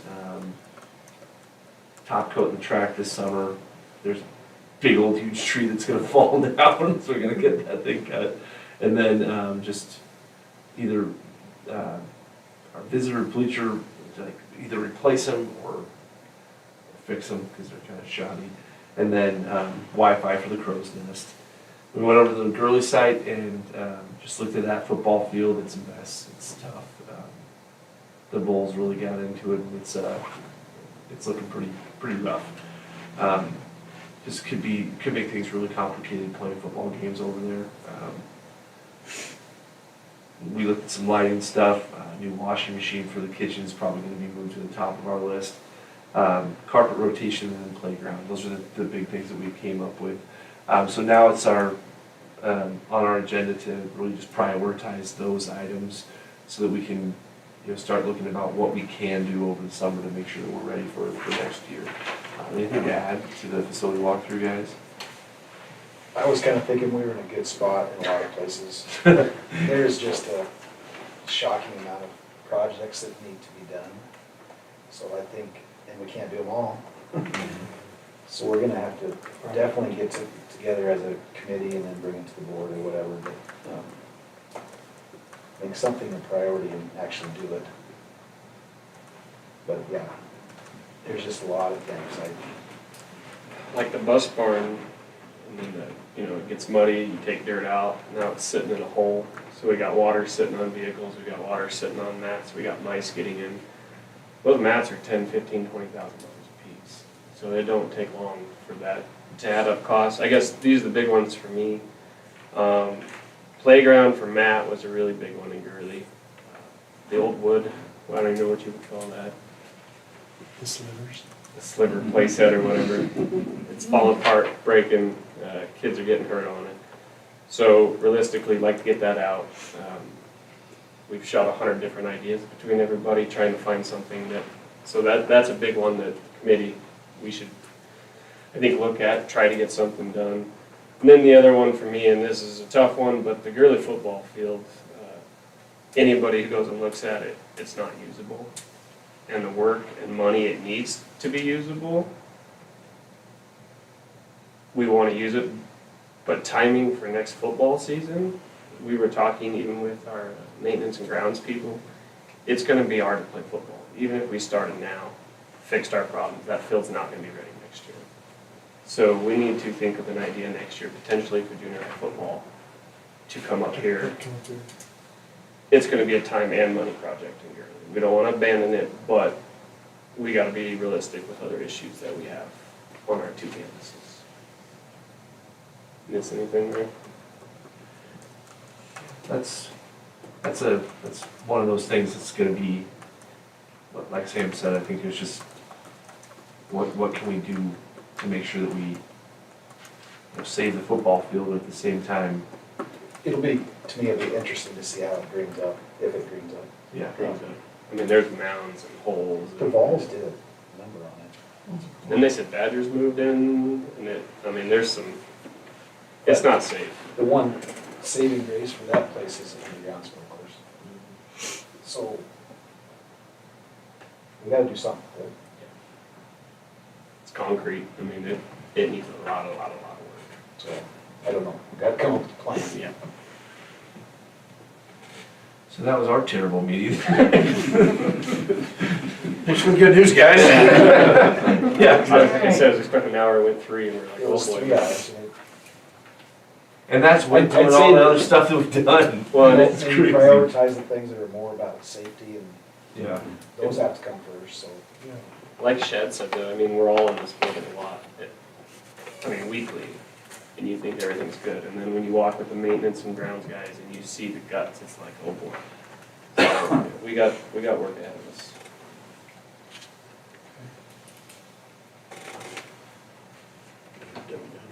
All right, I'm gonna move on to the purposes report. All right. Do you have any good news for us? I do. Okay, thanks. All right, National Honor Society hosted a blood drive on March 13th. I thank Mr. Oaks, Ms. Hanks, and the NHS students for their work. District speech was held on March 17th in Sydney. Lyra and Shawnee competed. Shawnee placed first in the serious and humorous prose, qualifying for state in both events. Congratulations to Coach Schumacher, Maker, Shawnee, and Lila on their season. Speech and Sweets was held on the 18th and was well attended. The Fine Arts Club hosted a black light paint party on March 21st. So thanks to Ms. Hanson and the members of the Fine Arts Club for their work. We hosted Math Quiz Bowl on March 24th. Our junior high team placed second. Our high school team placed third. Matthew Schroeder was an all-conference performer for the high school. The high school team members were Matthew Schwarter, Lila McLaughlin, Ella Haley, Shawnee Gamble, Riley Benish, Caleb Miller, Mercedes Heidemann, Gideon Schwarter, and Christian Townsend. Junior high members were Henry McLaughlin, Cooper Benish, Connor Meekin, Paige Ferritz, Kennedy Raleigh, and Jaylen Noel. State speech was on the 27th, Shawnee placed third.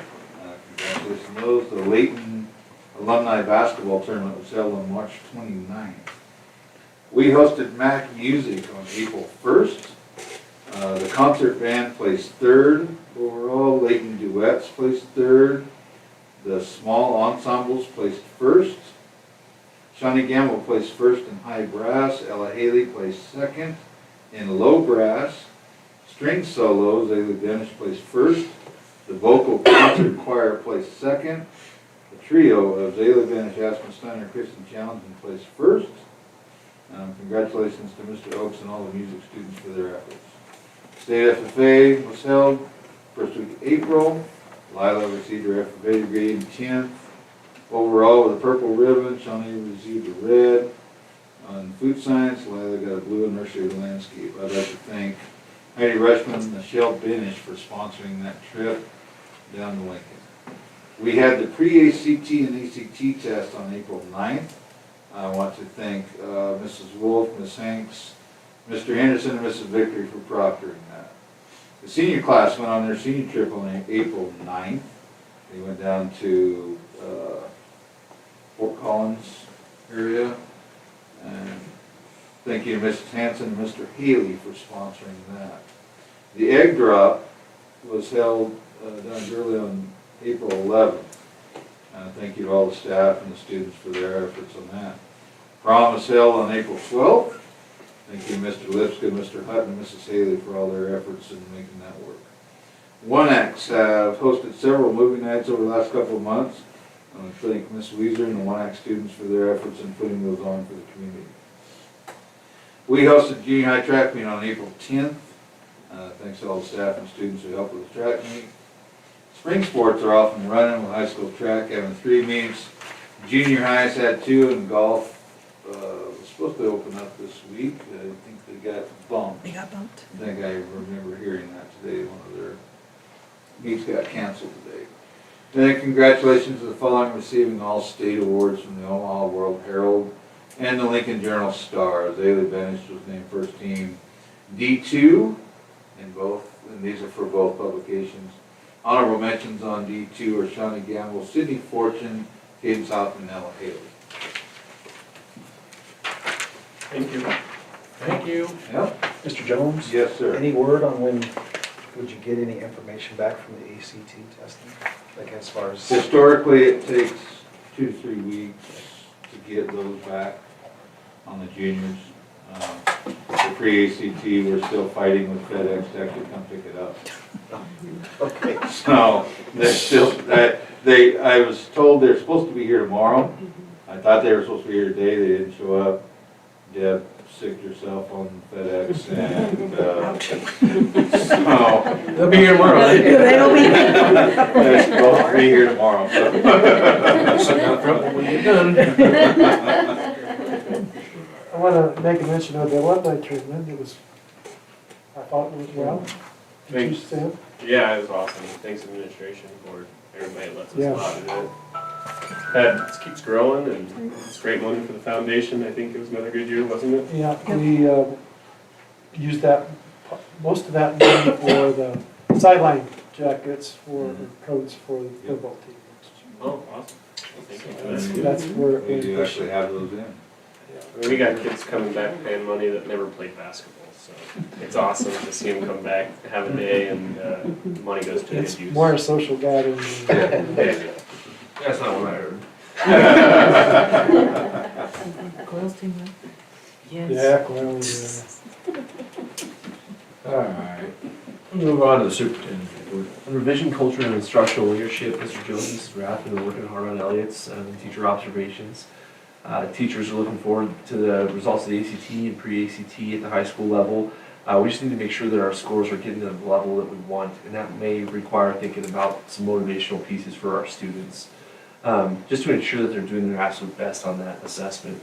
You know, the wall's one area where like our go-getters are going to go for it.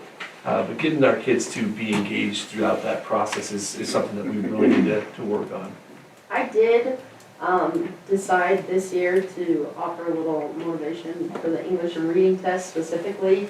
I created little vouchers, and if kids got the average or higher on these vouchers, then they could get extra credit points, homework passes, something to motivate them outside of just the test themselves, because sometimes they see a homework pass and that's all it takes, so, yeah.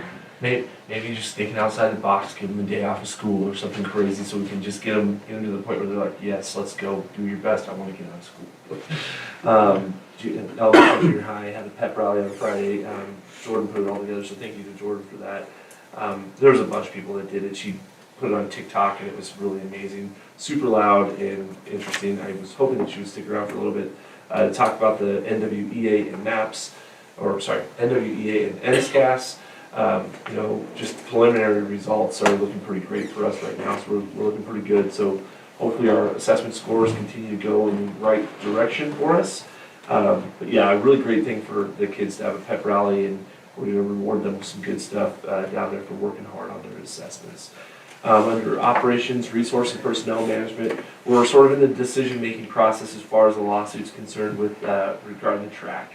We're expecting to see one other company involved, and at that point, Justin's going to begin the actual recommendations for taking the lawsuit to court. I worked with Justin last week on answering some more inquiries, but we'll need to decide here in the next couple of months about what direction we want to take as far as the lawsuit is concerned. The budget document is built this month.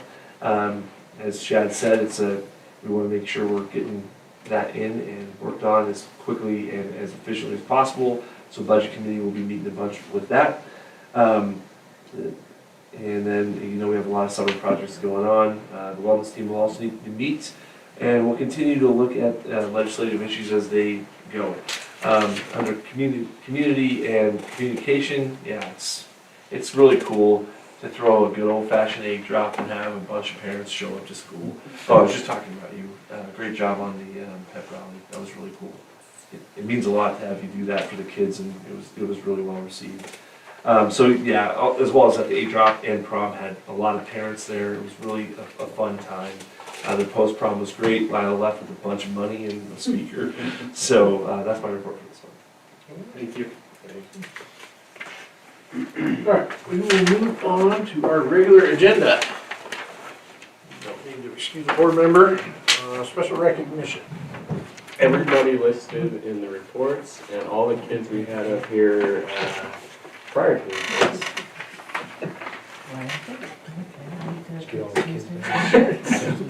I don't know how you do all that.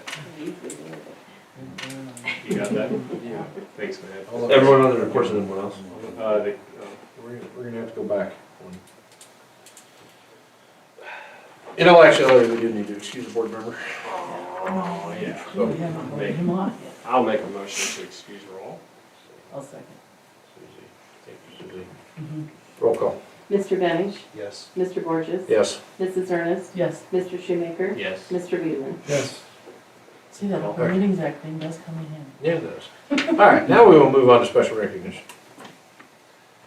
Sorry. There's a lot. All the kids we Wow. had up speak in front of us, and then everybody listed in the presentation. Okay. Yeah, I would And the coaches that were I involved would in this speech and Yeah. FFA. include Ms. and- Shoemaker and Ms. Rushman for FFA. Is there anything else? There was a lot of stuff. Janelle needed help. Yeah, we'll get it. So, Thank you. but it's all listed somewhere in the, Yeah. in the Listed agenda. everywhere. Can we acknowledge the foundation for using some of Brooke McRoberts' scholarship to help buy new stuff for the weight room? They had donated it, or helped with $1,000 out of for some weight room equipment upgrades that have already been received and being used in the last month. Anything else? Okay. We have a motion by Sam. Roll call. Mr. Benish? Yes. Mr. Borges? Yes. Mrs. Ernest? Yes. Mr. Shoemaker? Yes. Mr. Wiedemann? Yes. All right, review, consider, and take action regarding approval of the minutes from the March 10th, 2025 school board meeting. Let's see.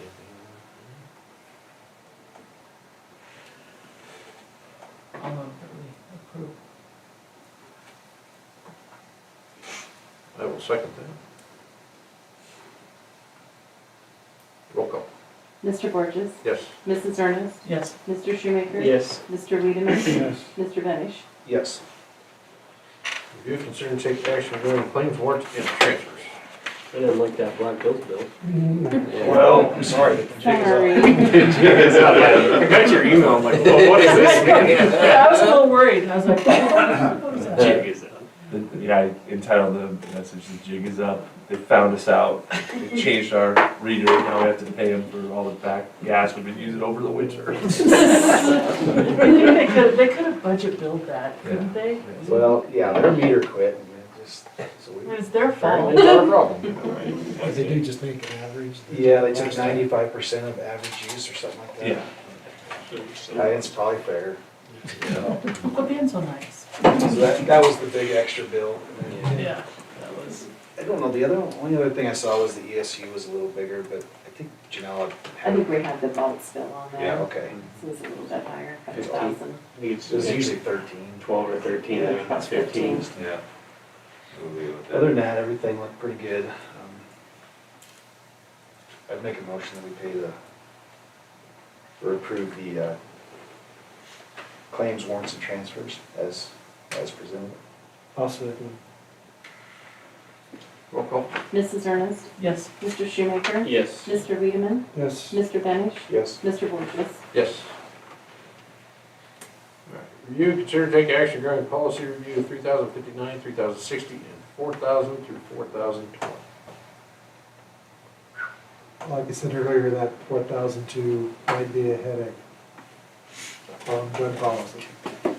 For that? He's like, yes.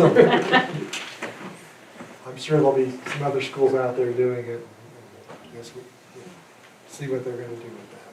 How does that work in Colorado per se, do you know? I don't know. I mean, because Colorado's not, I think you have to be 21. I don't think it probably affects high schools, but it's not. The only way I mean, I think those are going to be guidance and regulations that come out. You know, it's so new that just nobody knows how it's going to work out. But you know, I can kind of foresee it's kind of just going to be like any prescription medication. So if it's prescribed and a student needs it, then there's probably some reasonable restrictions that a school can place on it. They're probably not prohibited completely. But I don't know. I mean, we'll see. We'll see what happens. You know, you won't be alone in trying to figure out how to do it. Yeah. There'll be a consensus on, you know, how schools are going to handle it, I'm sure. Thank you. Yeah. Was 3059 and 3060 with those ones that we Those are looked at catch-ups. last Catch-ups, last yeah. week? They're not Catch-ups. listed on that policy schedule, so they Yeah. just got missed last Yeah. time. It was added in the last couple of years. Yeah.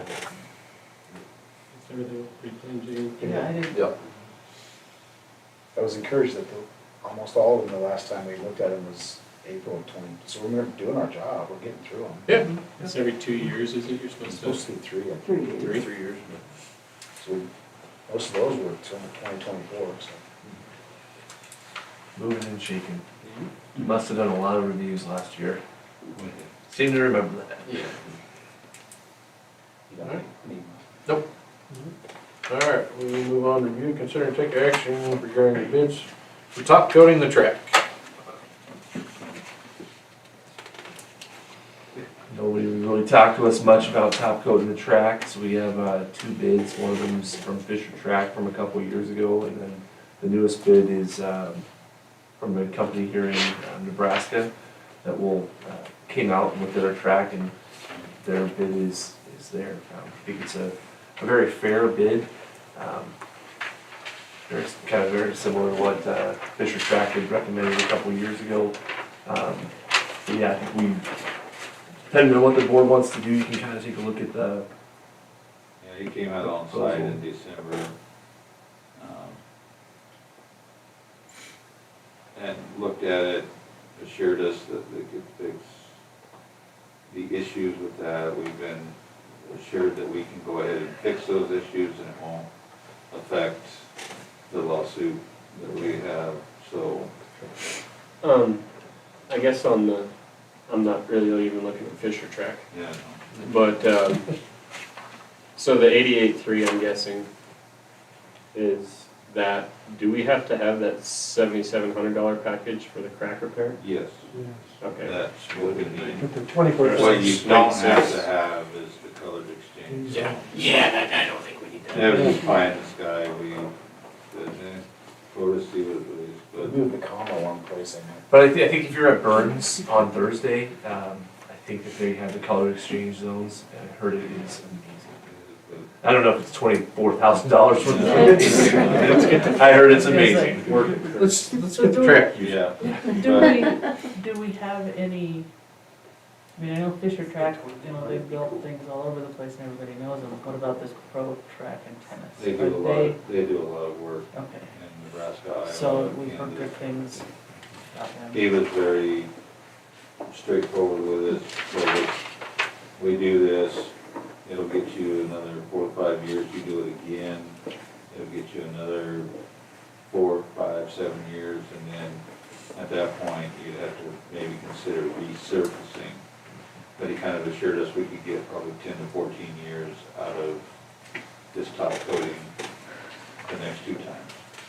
And this repair stuff that he talked about, they put it in, it's supposed to move with the, so if there's any surface problems underneath this fabric they're gonna put in, will move with that and not deteriorate the top coat that he put on. That's what So we're did you worried say we about. have to do this again in another 5 years? Or 5 to 7, depending on where, yeah, that's I was that's at, pretty normal. I'd rather put a pool in. I was at Baird and it looked like it's probably, we were there for the junior high meet last week and it was looking pretty, it's looking old. Yeah. And that's pretty dang new, so, Yeah, yeah, their top coat was probably done maybe 7 years ago and it looks like it's probably ready to go again. so yeah, what is it, the night, it's 96. 96 and change with, that's the package that we need. Exactly. Yeah, we're good, right? Bid's good. Yeah, bid's good. Okay. Yeah, Yeah. I talked to him, and actually, he's already kind of scheduled us, just waiting for approval from you guys. I talked to him 2 or 3 weeks ago, the bid was still good, and So when are they gonna do it? Like be the June? end of June. Is where they're looking at right now. In and out before any trouble with football or. Oh, yeah. He said it'd take him about a week to 10 days, and then we have to let it Budget stay set. off of it for Clean out. like 20 days, and then we're good. Make sure the mower is on the inside. We discussed which fund it would come out of. Yeah, so this was gonna be a special building fund as well, so we'll put that as part of the motion. I'll make the motion to resurface, not resurface, but to put the top coating on the track by the Pro for $96,000. Right? Yeah. Out of the special building. That's out of the special building. Thank you. I'll second.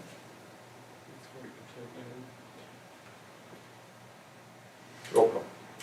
Mr. Shoemaker? Yes. Mr. Wiedemann? Yes. Mr. Benish? Yes. Mr. Borges? Yes. Mrs. Ernest? Yes. Have you considered taking action regarding approving the graduation roster for the class of 2025? Should have been in the papers. Yes.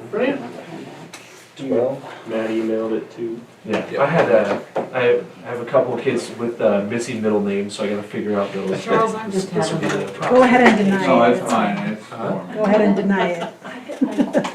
One is yours. I know, that's what I'm saying. She'd be very angry at me though. One of them's his. She's ready to get out of here. Yeah, I was gonna say. I can give you mine if you want. Who are you missing? I think I Just know those all of Just them. those two. Just Ella those two. and Riley. Oh, Ella doesn't have one, so. Okay. Riley is Jean, It was J-E-A-N. J-E-A-N. Yeah. I was gonna do GE. Well, that's actually who she's named after, is her, my father-in-law. Gotcha. In the middle, so.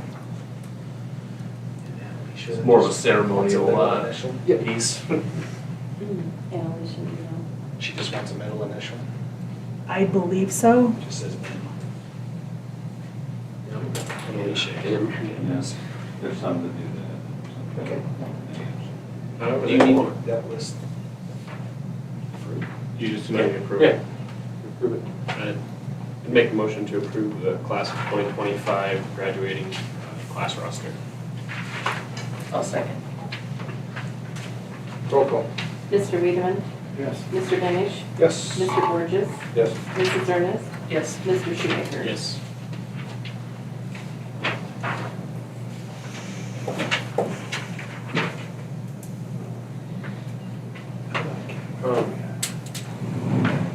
Sorry, I dropped my pencil. Sorry, buddy. That's okay. Review, consider, take action regarding hiring Melissa Raleigh as our 5th grade teacher. Melissa always taught in Sydney for several years. We've been trying our best to get her down here ever since I started. So. Ever since Macy was in kindergarten. Yeah, she's a wonderful person. Definitely want her on our team. Where is she at on the teacher's meeting? Probably, she's been teaching a long time. Yeah. I can't remember what we did now. It's in the contract. Yeah, I haven't signed it yet. It's on. That's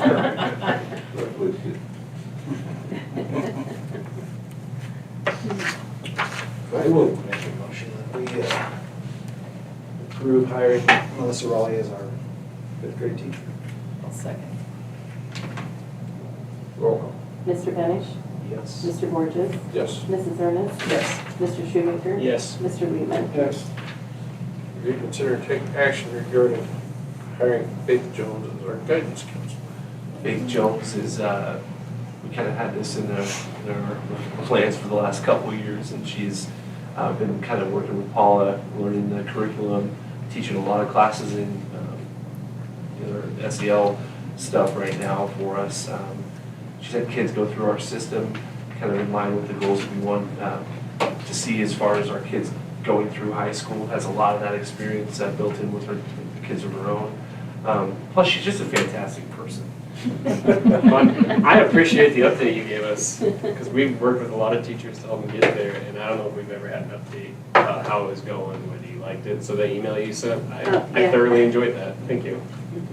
Yeah. And she has been shadowing Mrs. Wolf through the better part of all this, pretty much most of the school year. Was it 2 years ago you started this? Yes. Yeah, that's awesome. I will make a motion that we hire Faith Jones as our guidance counselor. I'll second. Dave? Okay. Roll call.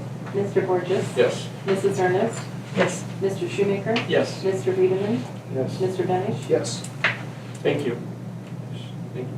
Thank you. Review, consider, and take action regarding the resignation of certified staff member Amy Newman. Amy Newman did a great job for us, switching classes all over the place. I took the boys to baseball practice the other day, and Henry said Mrs. Newman was one of my favorite teachers in middle school. We're going to miss Amy. She's going to go and teach school for Potter. Oh, she's going to go to college. Yeah. How dare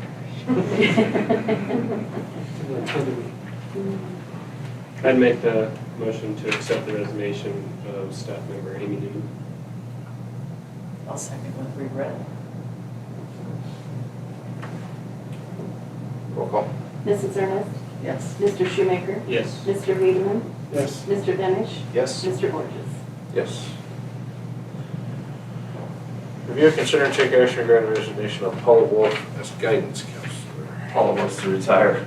I like her part. I'm ready for my second retirement. Looking forward to sleeping in on Mondays. Yeah, It's delightful. she retired. She wants to retire, and She really helped us out. yes, she came in at a tough time and helped us out, and I really appreciate what she did for our district. I'll make the motion to accept the resignation of Paula Wolf as guidance counselor with regret. I'll second. Roll call. Mr. Shoemaker? Yes. Mr. Wiedemann? Yes. Mr. Danish? Yes. Mr. Borges? Yes. Mrs. Ernest? Yes. Review, consider, and take action regarding any speeches required in class to graduate. I so move that we add speech back in as a requirement to graduate from Leyton Public Schools. Same for 5 I years. so second. Do we, sorry, Go ahead. We let them. do we need to specify at which graduating class this will be, We can. or do we not? So this could be the class. It would be class of 2020. It would be the first one that has to Yeah. happen. Okay. I think that's, is that right? Yeah. It'd be this year's freshman? This year's freshman. This year's freshman. I enjoyed Shawnee's comment about if people would take speech class, that maybe speech team wouldn't be such an ick. I was lucky my stepmom was speech coach, so as a freshman, I didn't have to take the class, but she forced me to be the speech team student manager. And then going into sophomore year speech class, it was awesome. And speech team was awesome. And one of my favorite high school's memories was going to district speech. She stayed the night with Cook, so she made a very good point there, and I hope it does help.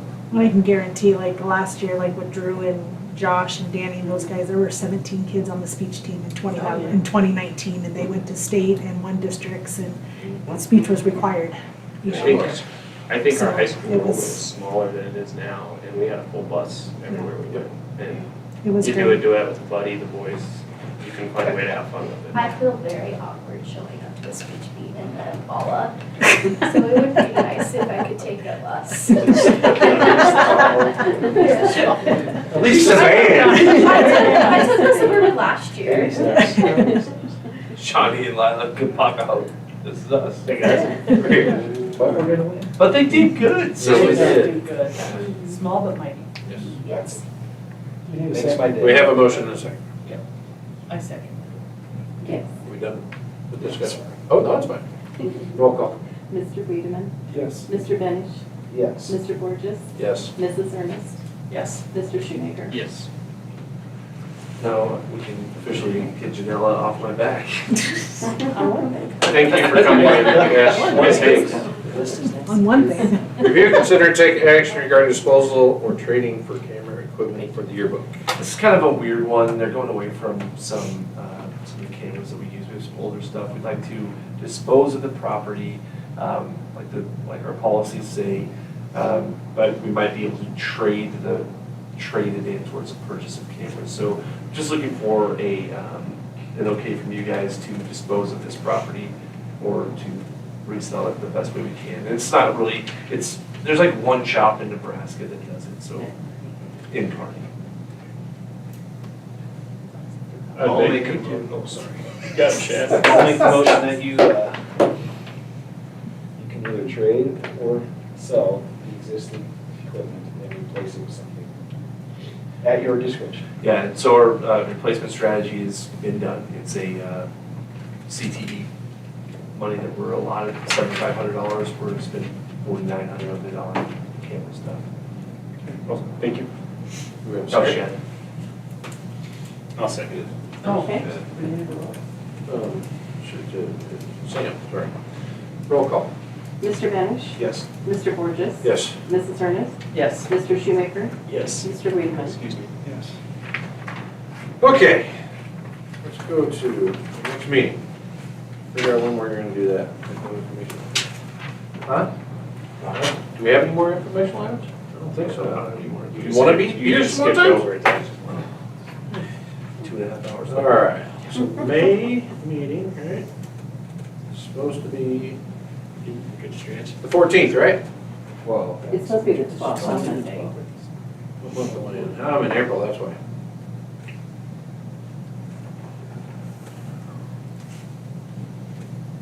Okay, I can be here that day. The only thing I'm gonna say, if we go to the 12th, I won't be here the 8th and 9th. Jonathan's graduating, so I'll have to have board packets done on the 7th. Just so you know that. Set.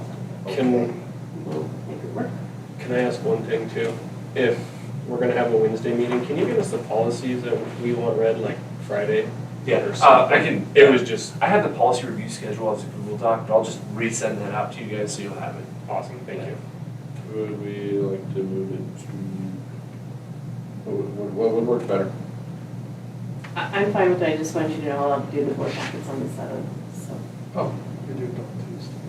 so okay, and then we just won't have some of the updated bills. Yeah, Okay, that's fine. we'll make arrangements on Okay, all right. Okay. We'll leave it the 12th. that. Yep. Just so you know. Monday.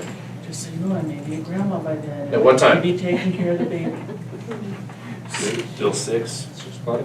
Let's make a time and just stick with it. 6 o'clock? I mean, just, almost just year round, 'cause it'd be nice if the public could count on it. Yeah. I like having people at the meeting. I do too. No, you didn't. Just trying to be crazy. Let's do it Monday at 6 PM. 6 p.m. Okay. Thank you, everybody, for coming. Okay. Staying. Now we need a motion to adjourn. Make a motion to adjourn the meeting at 7:48. I'll second that. At 7:46. Somebody's got to Okay. Roll call. Mr. Borges? Yes. Mrs. Ernest? Yes. Mr. Shoemaker? Yes. Mr. Wiedemann? Mr. Benish? Yes. All right, thank you. Thank you, Sean, for coming. Yeah, my pleasure. You're welcome. Thank you.